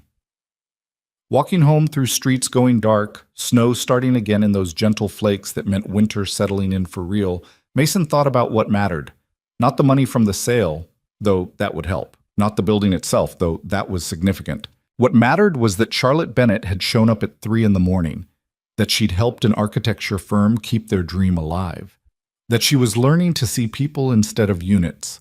What mattered was that maybe, just maybe, his father's building was going to someone who'd take care of it the right way. And maybe that was enough to let go. Or start learning how, anyway. The closing was scheduled for Thursday at 9 a.m. Mason woke up that morning with a knot in his stomach that coffee and determination couldn't untangle. He made Ava breakfast, pancakes shaped like crooked stars because that's what she'd asked for, and tried to act like this was just another day. Like he wasn't about to sign away 40 years of his family's history in a conference room downtown. Are you sad, Daddy? Ava asked around a mouthful of pancake. Why would I be sad? Because you're giving away Grandpa's building. Mason set down his coffee mug. I'm not giving it away, I'm selling it, and the money's going to help us do a lot of things, maybe even take a vacation. To where? I don't know yet. Where do you want to go? Ava thought about this with the seriousness she brought to all important decisions. Somewhere with penguins. Penguins live in cold places. I like cold. We live in Chicago. It's cold here. Different cold. Adventure cold. Mason smiled despite the knot in his stomach. Okay, adventure cold. We'll figure it out. He dropped her at school, watched her run through the doors with her backpack bouncing and her penguin hat slightly askew. Then he drove downtown through morning traffic that moved like sludge, his hands tight on the steering wheel. The law firm handling the closing was on the 30th floor of a building 3 blocks from Harrow Tower. Mason arrived 20 minutes early and sat in the waiting area trying to breathe normally. The receptionist offered him coffee he didn't want. Business news played on a mounted television with the sound off. Everything felt surreal. Charlotte arrived at 8:50, flanked by 2 lawyers and her CFO, a thin man in his 40s who looked at Mason like he was a problem that needed solving. She was back to full corporate armor, tailored suit, perfect hair, the kind of makeup that suggested effort while looking effortless. But when she caught Mason's eye, something in her expression softened. You ready? She asked. No. Me neither. Her CFO cleared his throat. Ms. Bennett, we should review the final documents before... I've reviewed them 3 times, David. I'm good. Charlotte dismissed him with a look that sent him scurrying toward the conference room. She sat down in the empty chair next to Mason. How are you actually doing? She asked quietly. I feel like I'm about to make a huge mistake. You're not. How do you know? Because I've spent the last week learning what this building means. To you, to your father, to everyone who depends on it. And I'm going to take care of it. I promise. Mason wanted to believe her. Wanted to trust that the woman who'd shown up at 3 a.m. to fight a water main break would be the same woman making decisions 6 months from now, a year from now, 5 years from now, when he wasn't around to call her out. But trust was hard when everything else felt like it was slipping away. Thomas Chen emerged from the conference room, his professional smile already in place. We're ready when you are. The conference room was smaller than the one where they'd first met. Just a table, some chairs, and enough lawyers to fill them. Documents were stacked in neat piles, purchase agreements and transfer papers, and all the legal language that turned something as monumental as selling a building into a series of signatures and initials. Mason sat across from Charlotte. Between them, $40 million and 40 years of history. Chen walked them through the documents with the practiced efficiency of someone who'd done this 1,000 times. Purchase price, terms, contingencies that had all been met, the property inspection that had found minor issues all resolved, the title search that had come back clean, everything was in order, everything was perfect. And Mason felt like he was drowning. He signed where they told him to sign, initialed where they told him to initial, listened to explanations he barely processed about escrow and wire transfers, and when exactly the building would officially change hands. Across the table, Charlotte did the same. Her signatures were quick and confident. She barely glanced at documents her lawyers had probably already explained 17 times. This was easy for her. Just another acquisition, another property added to her portfolio. Except she kept looking at him, checking in with her eyes even when her hands were signing contracts, making sure he was okay, even though there was nothing she could do if he wasn't. Final signatures here, Chen said, sliding 2 documents across the table. And we're done. Mason picked up the pen. This was it. The moment. Once he signed this last paper, Harrow Tower would belong to Charlotte Bennett. The building his father had poured his life into. The legacy Thomas Reed had left behind. Mason's hand hovered over the signature line. He thought about his father, about learning to wire electrical boxes in the basement when he was 12, about summers spent helping renovate units, painting walls, fixing toilets, doing all the unglamorous work that kept a building running, about the pride in his father's voice when he'd talk about the tenants like they were family. He thought about Ava asking if he was sad. He thought about Charlotte in a flooded lobby at 3 in the morning, covered in drywall dust and refusing to let someone else handle it. He signed. Charlotte signed. Chen collected the documents with a satisfied nod. Congratulations. As of this moment, ownership transfers to Bennett Property Holdings. Ms. Bennett, you now own Harrow Tower. There should have been champagne, or celebration, or something to mark the occasion. Instead, there was just silence. Mason stood up. His legs felt unsteady. "Excuse me," he said. "I need a minute." He walked out before anyone could respond, found the bathroom down the hall, and locked himself in a stall like a kid hiding at school. Pressed his palms against the cold metal walls and tried to breathe through whatever was happening in his chest. He'd done the right thing. He knew that. The building needed someone who could give it the attention it deserved. Someone who wasn't trying to balance it with a construction business and single parenthood and the constant exhaustion of just barely keeping everything together. Charlotte could do that. Would do that. But right now, in this bathroom stall, all Mason felt was loss. A knock on the bathroom door. "Mason?" Charlotte's voice. "I'm fine," he called back. "You're not. And that's okay." He heard her come in, heard the door swing shut behind her. She shouldn't be in here. This was the men's room, but apparently she didn't care. "Can you give me a minute?" Mason asked. "No." He unlocked the stall door. Charlotte was leaning against the sink, arms crossed, watching him with an expression that was part concern and part understanding. "This is weird," he said. "You being in here." "I've done weirder." She paused. That sounded wrong. Despite everything, Mason almost laughed. "You think?" "I meant in business. I've done weirder things in business. That's not actually better." Now she did smile, just a little. Fair point. Mason went to the sink, ran cold water, splashed it on his face. The reflection looking back at him was tired. Older than 32 had any right to look. "I thought I was ready," he said. "Thought I'd made peace with this. And now? Now I feel like I just gave away the only thing my father left me that actually mattered." Charlotte was quiet for a moment. "Can I tell you something? When my mother died, she left me exactly $437 and a Bible with her name written inside. That's it. Her entire estate. And I remember sitting at her funeral thinking that I'd failed her, that I'd spent so much time building my career and proving I could succeed that I'd barely seen her the last 2 years of her life." Mason looked at her reflection in the mirror. "The money doesn't matter," Charlotte continued. "The building doesn't matter. What matters is what you do with what you're given. Your father gave you a building and you kept it running. You took care of people. You showed up at 3 in the morning when pipes burst. That's not nothing, Mason. That's everything." "But now it's yours. Now it's mine," she agreed. "And I'm going to take care of it because you taught me how. Because you showed me what it means to see people instead of profit margins. Because your father's legacy isn't the building itself. It's the way you learn to treat people with dignity. That doesn't transfer with the deed. You take that with you." Mason turned around, leaned back against the sink. "When did you get so wise?" "About a week ago when a construction worker in a coffee-stained jacket called me out for being a terrible person." "I never said you were terrible."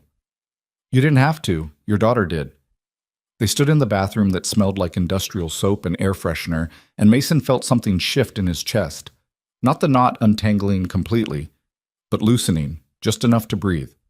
"Thank you," he said. For what?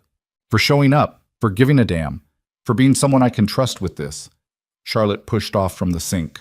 Come on, we should get back before they think we're doing something inappropriate in here. We are in the men's room. Details. They walked back to the conference room where lawyers were packing up documents and Charlotte's CFO was typing furiously on his phone. Chen looked relieved when they appeared. Everything all right? He asked. Everything's fine, Charlotte said. Just needed to discuss some transition details. Of course. Well, unless there are any other questions, I think we're concluded here. Handshakes all around. Congratulations that felt hollow. Charlotte's team filing out with their briefcases and their phones, and their certainty that they'd just completed a successful acquisition. Mason was the last to leave. He paused at the door, looked back at the conference room where he'd just signed away his father's legacy, and felt that loosening in his chest expand into something that almost felt like peace. Charlotte was waiting for him in the hallway. "Buy you lunch?" she asked. "Shouldn't you be getting back to your office?" "Probably, but I'm playing hooky. Come on, I know a place." The place she knew turned out to be a hole-in-the-wall Thai restaurant, tucked between a dry cleaner and a currency exchange. The kind of spot you'd walk past 100 times without noticing. Inside it was small and cramped, and the menu was written on a chalkboard in handwriting so messy it was barely legible. "This is your place?" Mason asked. "I used to come here when I was in grad school, working 3 jobs, taking out loans I'm still paying off, eating pad thai that cost $4 because it was all I could afford." Charlotte slid into a booth that had duct tape holding the vinyl together. "I haven't been back in probably 5 years. Why today?" "Because today feels like it should be marked somehow. And champagne in a boardroom wasn't right. This felt right." A woman emerged from the kitchen, tiny, probably 60, with gray hair and an apron covered in stains. Her face lit up when she saw Charlotte. "Charlotte Bennett, I thought you were dead." Charlotte laughed. "Hi, Mrs. Somchai. You disappear for 5 years, I assume dead. But no, you just become too fancy for my restaurant." "I'm not too fancy. I've just been busy." "Too busy for pad thai? That's too busy." Mrs. Somchai turned her attention to Mason. "Who's this? Boyfriend? Business associate?" Charlotte said quickly. "Business associate." Mrs. Somchai made a face like she didn't believe that for a second. "Fine. What do you want to eat?" They ordered pad thai for Charlotte, drunken noodles for Mason, spring rolls to share. Mrs. Somchai disappeared into the kitchen, muttering something in Thai that probably wasn't complimentary. "She seems nice," Mason said. "She's terrifying, but her food is incredible." They sat in the booth with its duct-taped vinyl and wobbly table, and for the first time since signing the papers, Mason felt himself relax. Not completely, but enough. "So," Charlotte said, "you're officially my consultant now." "Officially. What happens next?" "Next, we start the actual work. Lease renewals, tenant relations, making sure your property management team understands that profit isn't the only metric that matters. My CFO is going to love that." "Your CFO can deal with it." Charlotte smiled. "He really is going to hate you." "Good, I'm not here to be liked." Their food arrived in portions that were probably twice what they'd ordered. Mrs. Somchai set down plates with authority. "You eat," she commanded. "Both of you too skinny." "I'm not too skinny," Mason protested. "You are skinny. Eat." She disappeared again. Charlotte was already digging into her pad thai with the enthusiasm of someone revisiting a memory. "Oh my God," she said around a mouthful. "I forgot how good this is." Mason tried his noodles. She wasn't wrong. Whatever Mrs. Somchai was doing in that kitchen, it worked. They ate in comfortable silence for a while. Outside, the lunch rush was picking up. People hurrying past the windows, bundled against the cold, living their lives without knowing that the 2 people in the corner booth had just completed a $40 million transaction. "Can I ask you something?" Charlotte said. "You're going to anyway. What are you going to do with the money?" Mason had been thinking about that question for weeks. "Pay off my mortgage, set up a college fund for Ava, take that vacation she wants to somewhere with adventure cold and penguins." He paused. "Save the rest. For emergencies, for the future, for whatever comes next." "That's very responsible." "I have a kid. Responsible is kind of the job. You could do something for yourself, though. Buy something. Take a real vacation. actually enjoy it. I am enjoying it. Knowing my daughter's education is covered, that's enjoyment. Charlotte set down her fork. You're a better person than I am. I'm not. I'm just tired of pretending money is the point. What is the point? Mason thought about Ava's face that morning. Her absolute certainty that penguins and adventure cold were important. Her trust that he'd figure it out because he always did. The point is being there, he said. Showing up. Making sure the people who depend on you know they can depend on you. Everything else is just, he gestured vaguely, details. Charlotte was watching him with an expression he couldn't quite read. Your wife. Ava's mother. What happened? The question came out of nowhere but somehow didn't feel intrusive. Just honest. Like she was trying to understand him, and that required knowing the parts he usually kept hidden. Cancer, Mason said. Pancreatic. By the time they found it, it was stage 4. She was gone in 3 months. I'm sorry. Yeah, me too. Mason picked at his noodles. Ava was 3. Barely understood what was happening. Just knew Mommy was sick, and then Mommy was gone, and Daddy was trying to hold everything together while falling apart. How did you do it? I don't know. I just woke up every morning and made breakfast and changed diapers and went to work and came home and read bedtime stories and fell into bed and did it again the next day. Eventually, the days turned into weeks, turned into months, turned into 3 years, and here we are. That's not nothing. Feels like nothing sometimes. Charlotte reached across the table, put her hand on his. The gesture was surprising, intimate in a way that had nothing to do with romance and everything to do with human connection. It's not nothing, she said again. You raised a daughter who defends her father to strangers, who draws pictures of buildings because she's proud of you, who believes you can fix anything. That's everything, Mason. He looked at her hand on his, small, warm, steady. Thank you, he said. She pulled her hand back, seemed to realize what she'd done, looked slightly embarrassed. Sorry, I don't usually... I'm not a very touchy person. It's okay. I appreciated it. They finished lunch while Mrs. Somchai watched from the kitchen with eagle eyes and an expression that suggested she was still convinced they were dating. When the check came, Charlotte grabbed it before Mason could. My treat, she said. We're celebrating. Celebrating what? New beginnings, second chances, really good pad thai. She left cash on the table and stood. Come on, I want to show you something. They walked back toward Harrow Tower through streets that had warmed up slightly. The sun was actually visible today, weak but present, trying its best to cut through Chicago winter gray. Charlotte led him to the building and up to the 40th floor, the same conference room where they'd first met. The same floor-to-ceiling windows with the same view of the city, but something was different. On the wall behind where she'd sat that first day was a framed photograph, black and white. A construction worker, young, maybe late 20s, standing in front of a modest office building. He was smiling at the camera, hard hat in hand, pride evident in his stance.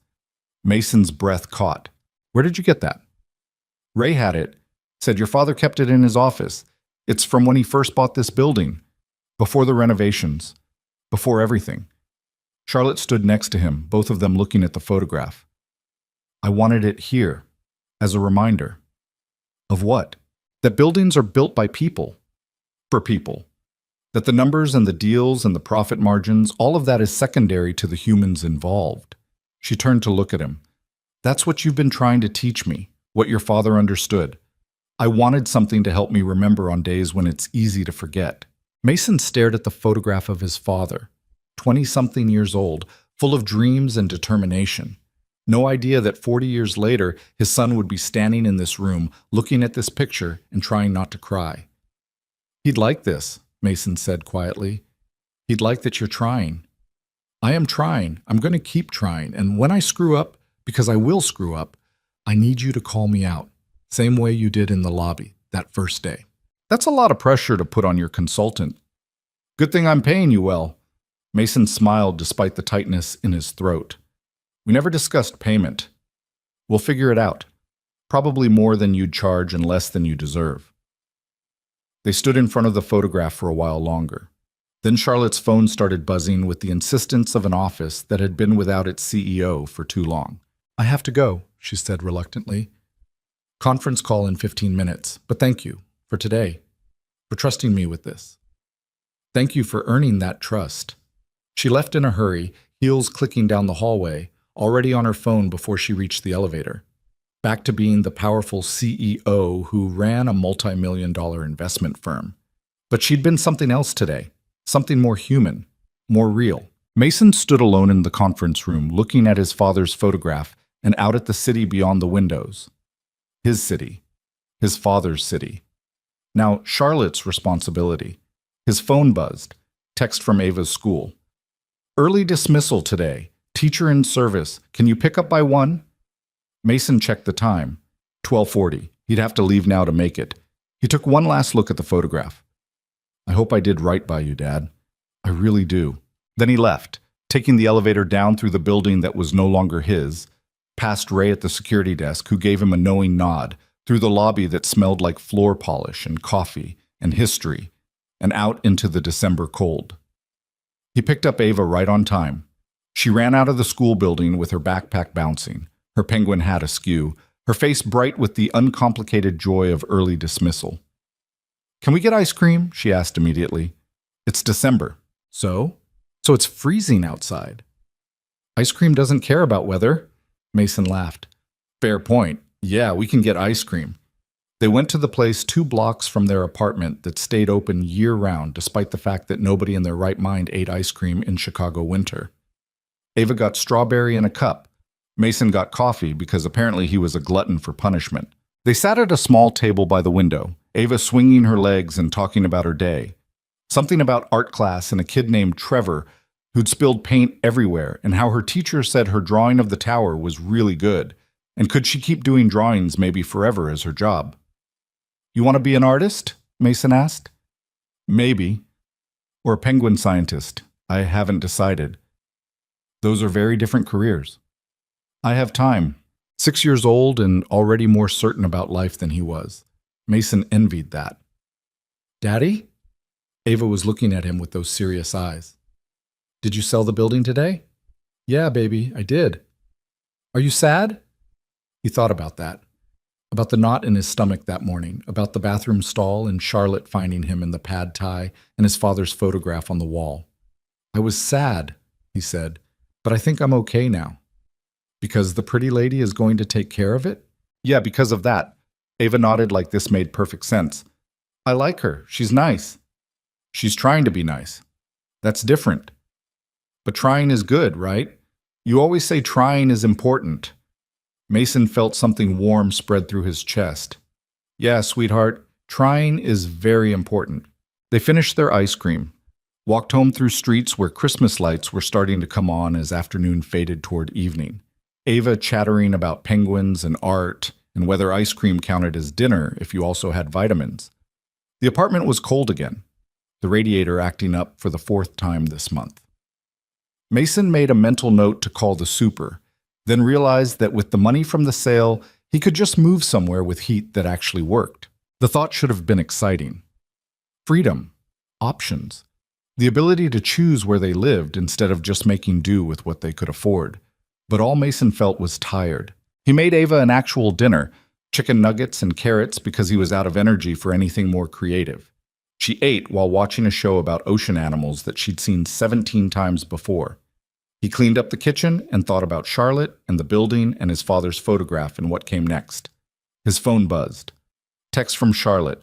Sent over the consulting agreement, take your time reviewing. No rush. He opened the attachment, scrolled through pages of legal language that boiled down to, he'd spend 6 months helping her manage the transition, she'd pay him more than he'd expected, and they'd figure out the rest as they went. At the bottom, a note in what looked like her actual handwriting. Thank you for giving me a chance to prove I can do this right. I won't let you down. Mason typed back. I know you won't. Then he signed the agreement electronically and sent it back before he could second-guess himself. Ava appeared in the kitchen doorway, rubbing her eyes. I'm sleepy. It's only 6:30. I'm still sleepy. Mason picked her up even though she was getting too big for it, carried her to her room and tucked her in with her penguin stuffed animal and the blanket that was worn thin from being loved. Tell me a story, she mumbled. What kind of story? A true one. Mason thought for a moment. Okay. Once upon a time, there was a man who built something really special, and he worked really hard to make sure it stayed special. And when he died, he left it to his son, who was worried he couldn't take care of it as good as his father did. Is this about Grandpa's building? Ava's eyes were barely open. Yeah. What happened to the son? The son realized he didn't have to do it alone, that sometimes the bravest thing you can do is trust someone else to help carry something important. Did they live happily ever after? Mason smoothed her hair back from her face. They're still working on it, but I think they're going to be okay. Good, Ava yawned. I like happy stories. Me too, baby. She was asleep in minutes. Mason sat on the edge of her bed watching her breathe, this small human who'd become his entire world, and felt the weight of the day finally settle on his shoulders. He'd sold his father's building. He'd trusted Charlotte Bennett. He'd taken a leap into uncertainty. And somehow, sitting in his daughter's room with the radiator clanging and Mrs. Kowalski's television humming through the walls and all the ordinary sounds of their ordinary life, Mason felt like maybe he'd done the right thing. Maybe his father would be proud. Maybe Charlotte would keep her promises. Maybe 6 months from now, he'd be able to let go completely. Or maybe he'd just learned that letting go wasn't the point, that staying connected while learning to trust someone else. That was the point. Mason stood up carefully, kissed Ava's forehead, and walked out to his own room where exhaustion was waiting to claim him. Tomorrow he'd start his new job as a consultant. Tomorrow he'd help Charlotte navigate the complicated reality of owning a building full of people with lives and dreams and problems. Tomorrow he'd figure out what came next. But tonight he was just a tired father who'd survived another day. And sometimes that was enough. 6 weeks later, Mason stood in the lobby of Harrow Tower watching Charlotte argue with her CFO and realized something had shifted, not just in the building, in her. I don't care what the quarterly projections say, David. We're not raising rent on the residential units more than 3%. That's final. David's face was red. 3% doesn't even cover our increased operating costs. We need at least 7 to maintain current margins. Then we maintain lower margins. Miss Bennett, with all due respect, David, I own this building. Not you, not the board. Me. And I'm telling you 3%. Charlotte's voice was steel wrapped in silk. If you can't work within that parameter, I'm happy to find a CFO who can. David opened his mouth, closed it, nodded stiffly, and walked away muttering something about unrealistic expectations. Charlotte turned to Mason. Too harsh? No, just right. He's going to complain to the board. Let him. You're doing the right thing. She smiled, tired but genuine. I'm trying. Some days it's harder than others. The last 6 weeks had been a masterclass in controlled chaos. Charlotte learning the building's rhythms. Mason teaching her which tenants needed gentle handling and which ones responded better to directness. Together they'd navigated 2 more minor emergencies, renegotiated a dozen leases, and fired a property manager who'd been skimming maintenance fees for 3 years. It hadn't been smooth. Charlotte still defaulted to spreadsheet thinking sometimes. Still had to catch herself before making decisions based purely on profit. Still struggled with seeing people instead of units. But she was trying, really trying. And slowly the building was responding. You have time for coffee? Charlotte asked. Always. They walked to Marty's because that had become their routine. Thursday mornings, coffee and pie, and honest conversations about what was working and what wasn't. Marty looked up when they entered, his weathered face creasing into something almost like a smile. The usual? He called. Please, Charlotte said, sliding into their regular booth. Their regular booth. When had that happened? When had this become a routine instead of an obligation? Marty brought coffee and 2 slices of apple pie without asking. Charlotte had stopped protesting the pie 3 weeks ago. Now she just ate it and occasionally admitted it was good. So, she said, wrapping her hands around her mug, I got the proposal from Mrs. Patterson. Mason had helped Mrs. Patterson draft it, a request for a small expansion into the vacant unit next to her flower shop. Nothing major, just enough room to add a workspace and maybe take on an assistant. And? He asked. And I approved it. Rent stays the same. She just gets more space. Charlotte took a sip of coffee. David nearly had a stroke when I told him. David needs to relax.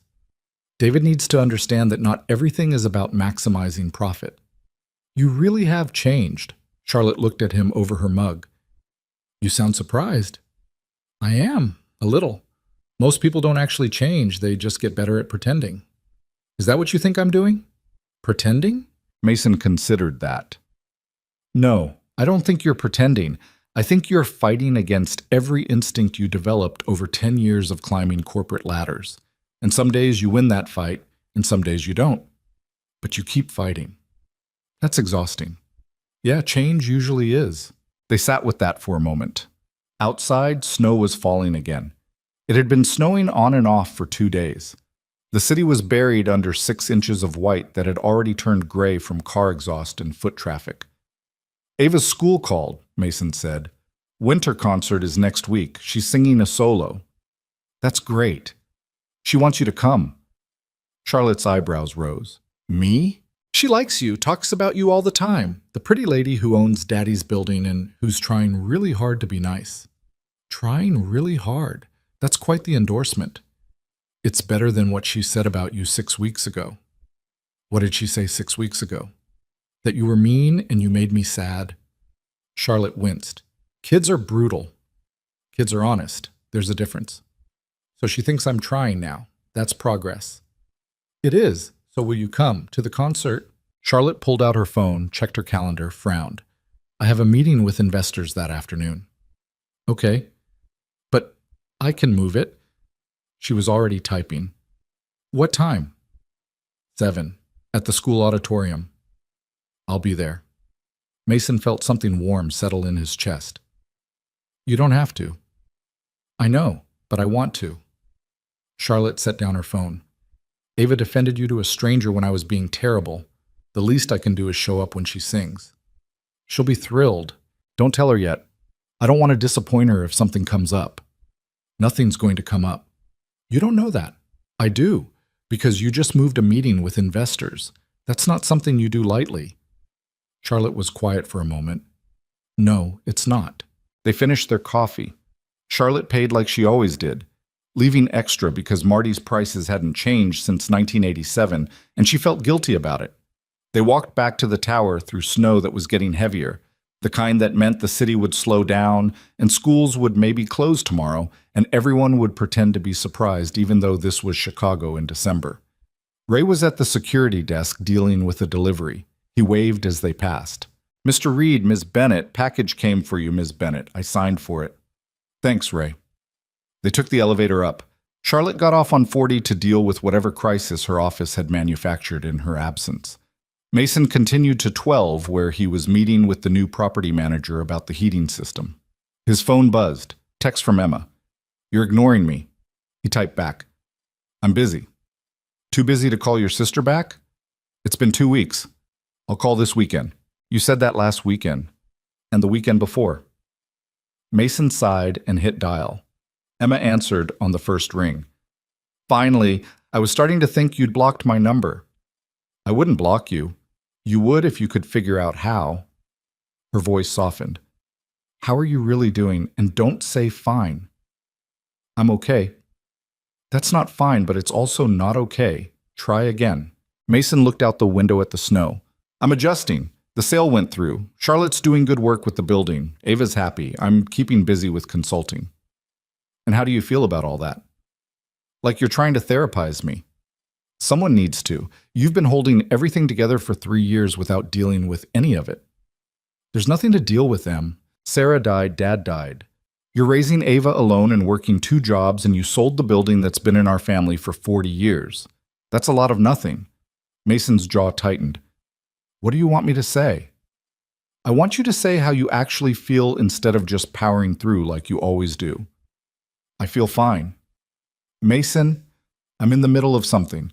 I'll call you this weekend, I promise. He hung up before she could argue. Felt guilty immediately. Emma was trying to help. She always tried to help. But sometimes help felt like pressure, and he had enough of that already. The meeting with the property manager took 2 hours. By the time Mason finished, it was almost 4. He picked up Ava from after-school care, and they walked home through snow that had accumulated another inch. Daddy, can Charlotte really come to my concert? Ava asked. I told you not to get excited yet. But can she? Maybe. She's going to try. I hope she comes. I want her to hear me sing. You're going to do great whether she's there or not. Ava was quiet for a moment. Do you like her? Charlotte? Yeah, she's doing good work with the building. No, I mean, do you like her? Mason stopped walking, looked down at his 6-year-old daughter who was watching him with those two knowing eyes. Where did that come from? You smile different when you talk about her. I don't smile different. You do. And you check your phone more. And last week you wore your nice shirt on Thursday, and you only wear nice shirts for special things. Mason had no idea what to say to that. Charlotte is my business partner, that's all. Okay? Ava didn't sound convinced. They got home. Mason made dinner, spaghetti, because it was easy, and Ava actually ate it. They did homework, read stories, the normal routine of their normal life. But later, after Ava was asleep and Mason was sitting alone in the kitchen with a beer he wasn't really drinking, he thought about what she'd said. Do you like her? The question was absurd. Charlotte was what? His business partner, his friend, maybe, if you could call someone you'd known for 6 weeks and who'd started by insulting your daughter a friend. Someone he respected. Someone he was helping. But like her? In that way? No, that was ridiculous. Except he had worn his nice shirt on Thursday, and he did check his phone more often. And when she laughed at something he said, he felt something warm in his chest that had nothing to do with coffee or pie or business arrangements. Mason took a drink of beer that had gone warm. You're an idiot, he told himself. His phone buzzed. Text from Charlotte. Confirmed for the concert. Moved 3 meetings. Don't make me regret this. He smiled despite himself. Typed back, you won't. Ava's going to be thrilled. What about you? Are you thrilled that my daughter gets to show off for someone she admires? Yeah. I'm thrilled. Good. See you Thursday.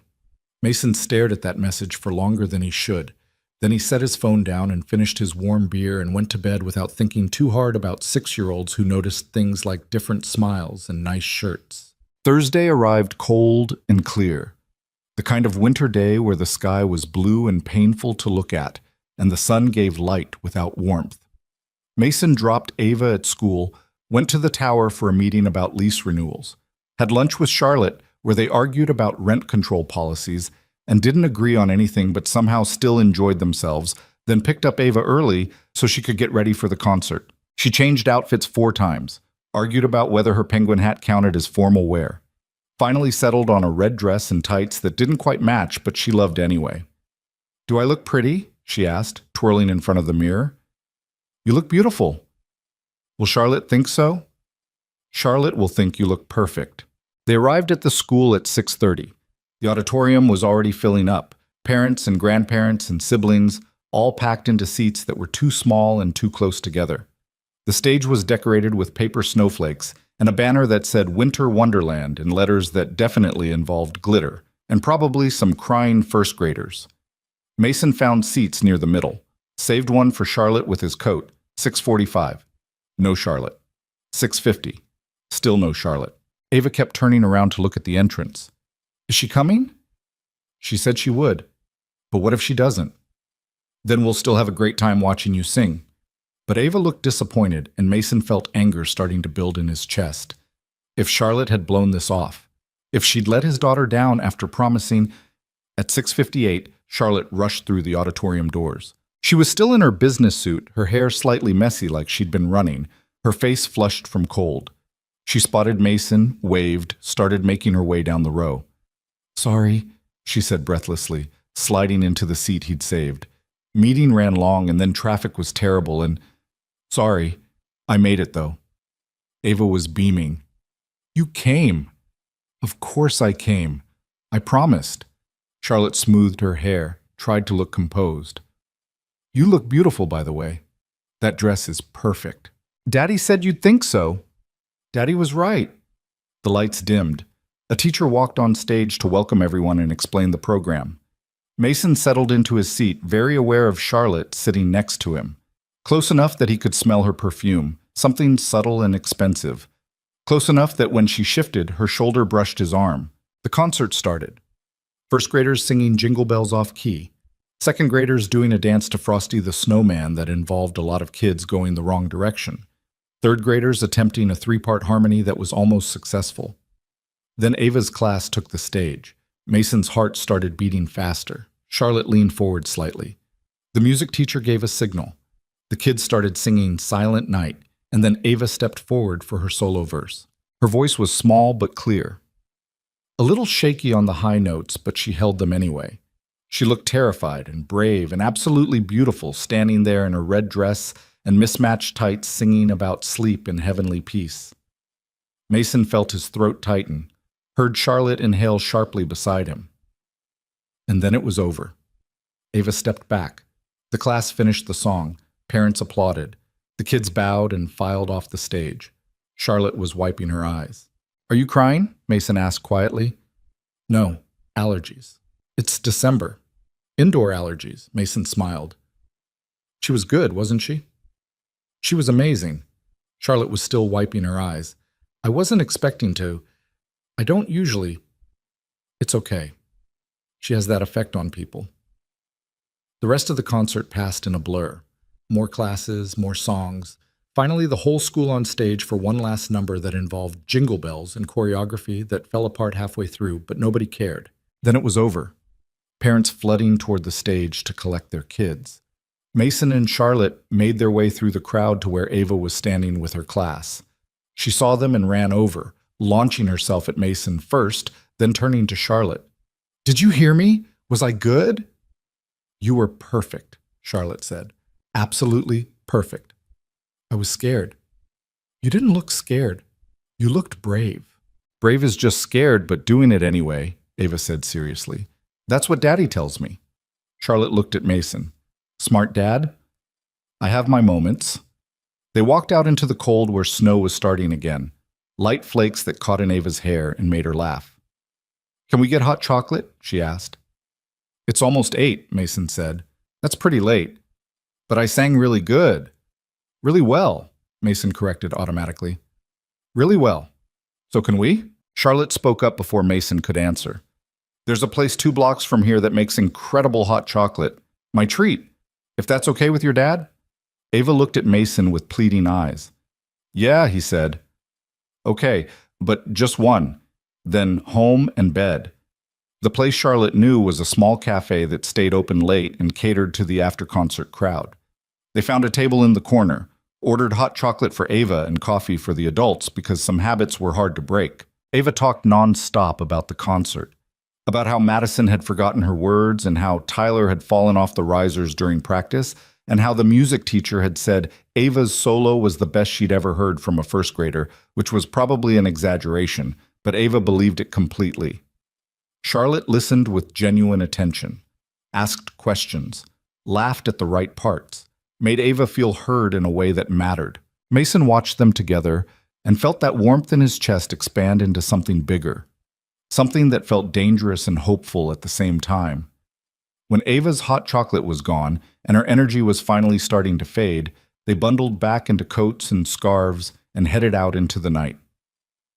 "I can drive you home," Charlotte offered. "My car's just around the corner. We're fine walking. It's freezing and late. Let me drive you." Mason was about to argue when Ava yawned so big her jaw cracked. "Okay," he conceded. "Thanks." Charlotte's Tesla was warm and quiet and smelled like leather and that subtle perfume.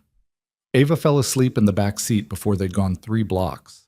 Mason gave directions to their building, watching the city pass outside the window. "Thank you for coming tonight," he said quietly. "Thank you for inviting me." "Ava really wanted you there." "What about you? Did you want me there?" Mason looked at her.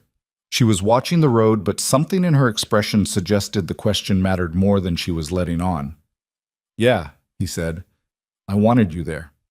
They pulled up in front of his building. Mason reached back to wake Ava, but Charlotte stopped him. "Let her sleep. I'll help you get her upstairs." "You don't have to." "I know, but I want to. I want..." So Mason carried his sleeping daughter while Charlotte grabbed his bag and followed them up 3 flights of stairs to an apartment that suddenly felt very small and shabby compared to the world she usually occupied.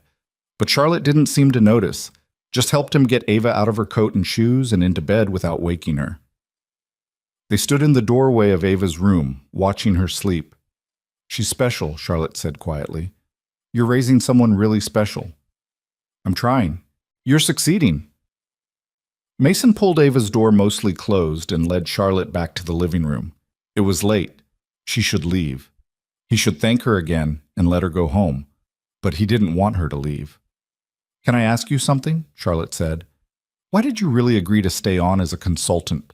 I know what you told me before about not knowing how to let go, but there's more to it than that, isn't there?" Mason sat on the couch. After a moment, Charlotte sat too. Not too close, but not too far either. "I wanted to make sure you do right by the building," he said, "by my father's legacy, and I didn't trust that you would. And now?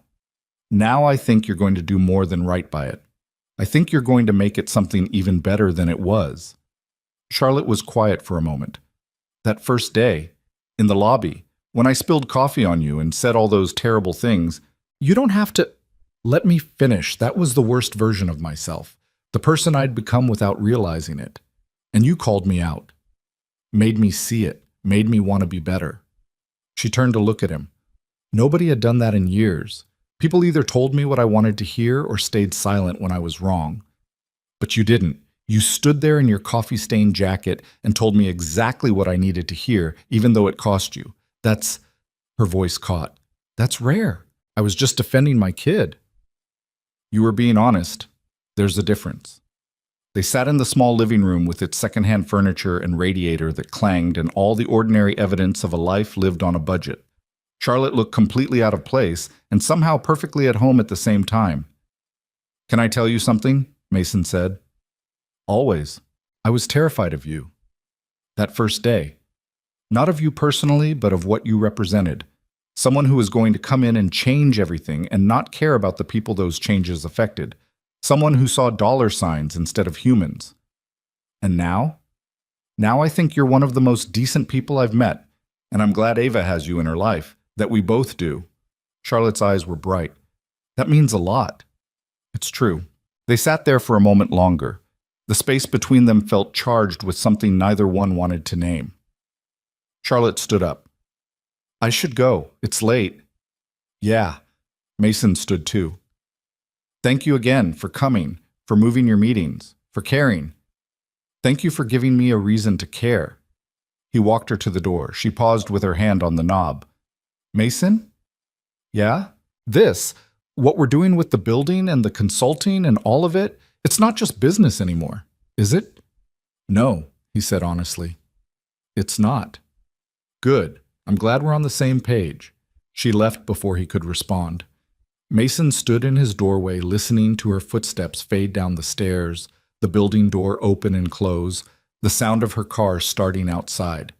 Then he went back inside, checked on Ava one more time, and sat on his couch trying to process what had just happened. 6 weeks ago, Charlotte Bennett had been a stranger who'd insulted his daughter and made him question whether selling the building was the biggest mistake of his life.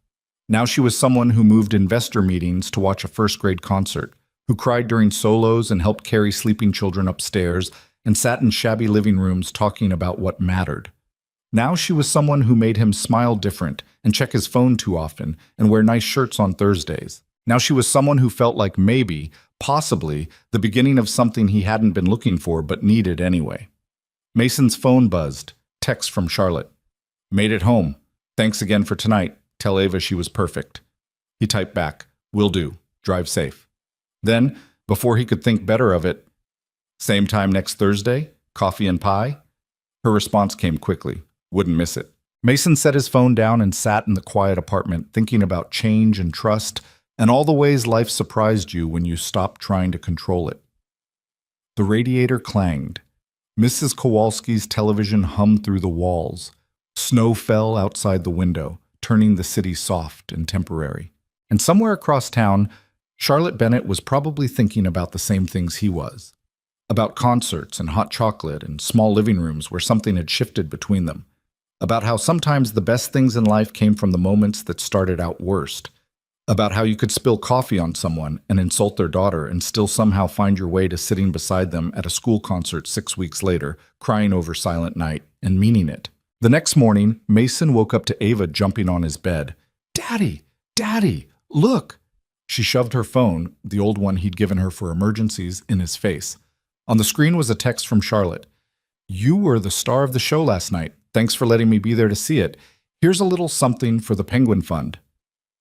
Below the message was a photo, a donation receipt, $5,000 to the Chicago Aquarium's Penguin Habitat Adoption Program, in Ava's name.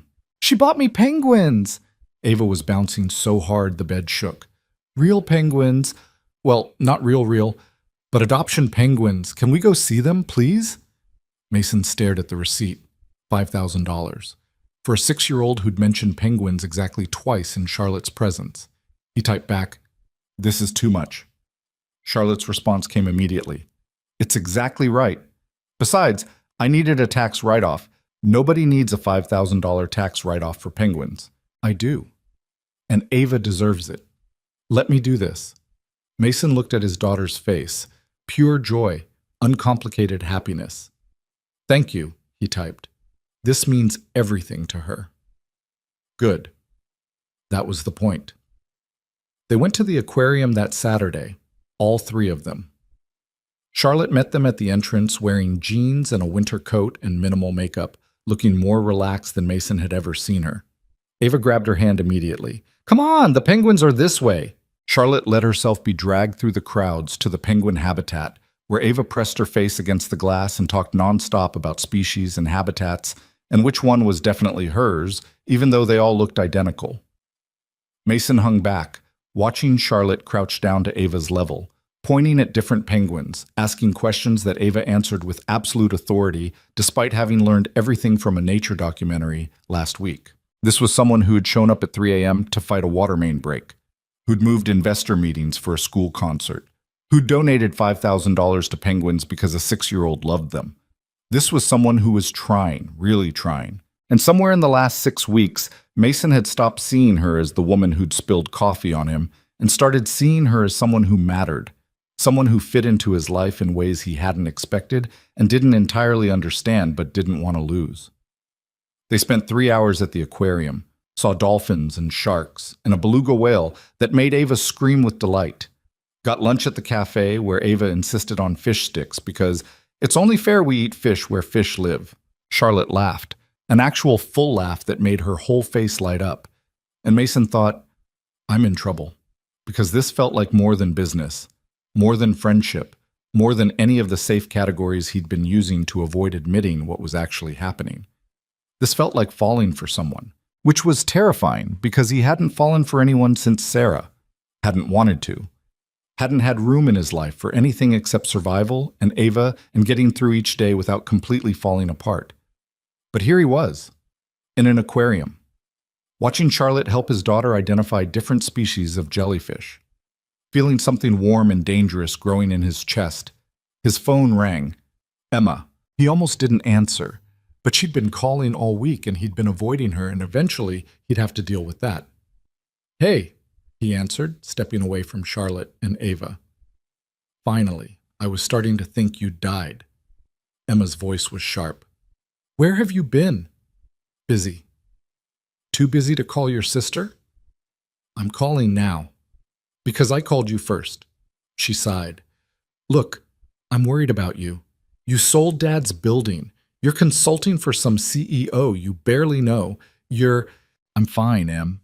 You keep saying that, but I don't believe you. When are you going to actually deal with everything instead of just pushing through? Mason watched Ava point at something in a tank, watched Charlotte lean in to see better, watched 2 people he cared about existing in the same space and making each other happy. I am dealing with it, he said quietly, just not the way you think I should. What does that mean? It means I'm figuring things out, on my own timeline, in my own way. And I need you to trust that I know what I'm doing. Do you? Know what you're doing? Mason thought about that, about coffee at Marty's and lease negotiations and pipe bursts at 3 a.m., about school concerts and penguin donations, and the way Charlotte looked at him, sometimes like she was seeing something she hadn't expected either. No, he admitted, but I'm okay with that. Emma was quiet for a moment. Who's the woman? What woman? The one I can hear in the background. The one who's making you sound different. There's no... Mason stopped. How do you do that? I'm your sister. I know things. So who is she? Her name's Charlotte. She bought the building. And? And we're working together, and she's been good for Ava, and I don't know what else to tell you. You could tell me if you like her." Mason looked across the aquarium at Charlotte, who was now carrying Ava on her shoulders so she could see into a tall tank, both of them laughing about something. "Yeah," he said. "I like her." "Good. You deserve to like someone. You deserve to be happy." "I am happy. I mean, actually happy. Not just functioning happy." "I know what you meant." They talked for a few more minutes. Emma extracted a promise that he'd call more often and maybe visit Portland in the spring and stop avoiding her like she was the enemy. Then she let him go. Mason walked back to Charlotte and Ava. They were sitting on a bench now, Ava between them, eating ice cream despite the fact that it was barely 1 in the afternoon. "Everything okay?" Charlotte asked. "Yeah, just my sister checking in." "The one who worries about you?" "That's the one. Smart sister." Ava leaned against Charlotte's arm, getting ice cream on her coat. Charlotte didn't seem to notice or care. Mason sat down on Ava's other side. They stayed there for a while, 3 people on a bench in an aquarium, eating ice cream and watching families pass by and not talking because they didn't need to. This, Mason thought, this is what I've been missing. Not romance necessarily, though maybe that too eventually if they could figure it out. But this, connection. Someone who showed up, someone who tried, someone who made his daughter laugh and made him want to be better, and made their small life feel bigger somehow. That night, after Ava was in bed, Mason sat at his kitchen table with a beer and his laptop. Pulled up the consulting agreement he'd signed 6 weeks ago. The one that said 6 months and then they'd reevaluate. 4.5 months left. Then what? Walk away? Go back to just running his construction business and being Ava's dad and letting Charlotte manage the building on her own? The thought felt wrong. Incomplete. His phone buzzed. Text from Charlotte. "Today was perfect. Thank you for letting me be part of it." He typed back. "Thank you. For the penguins. For showing up. For everything. That's what friends do." Friends? The word felt both accurate and insufficient. "Is that what we are?" he typed. "Friends?" 3 dots appeared, disappeared, appeared again. Then, "I don't know. What do you want us to be?" Mason stared at that question for a long time. What did he want? He wanted Thursday morning coffee to continue. He wanted someone to call at 3 a.m. when things broke. He wanted Ava to keep having someone in her life who showed up and cared and made her feel special. He wanted Charlotte, in whatever form that took, whatever she was willing to give. "I want us to figure it out together," he typed finally. No pressure, no timeline, just see where this goes. The response took longer this time, but when it came, it made him smile. "I'd like that. A lot." "Good. Me too. See you Thursday? Wouldn't miss it."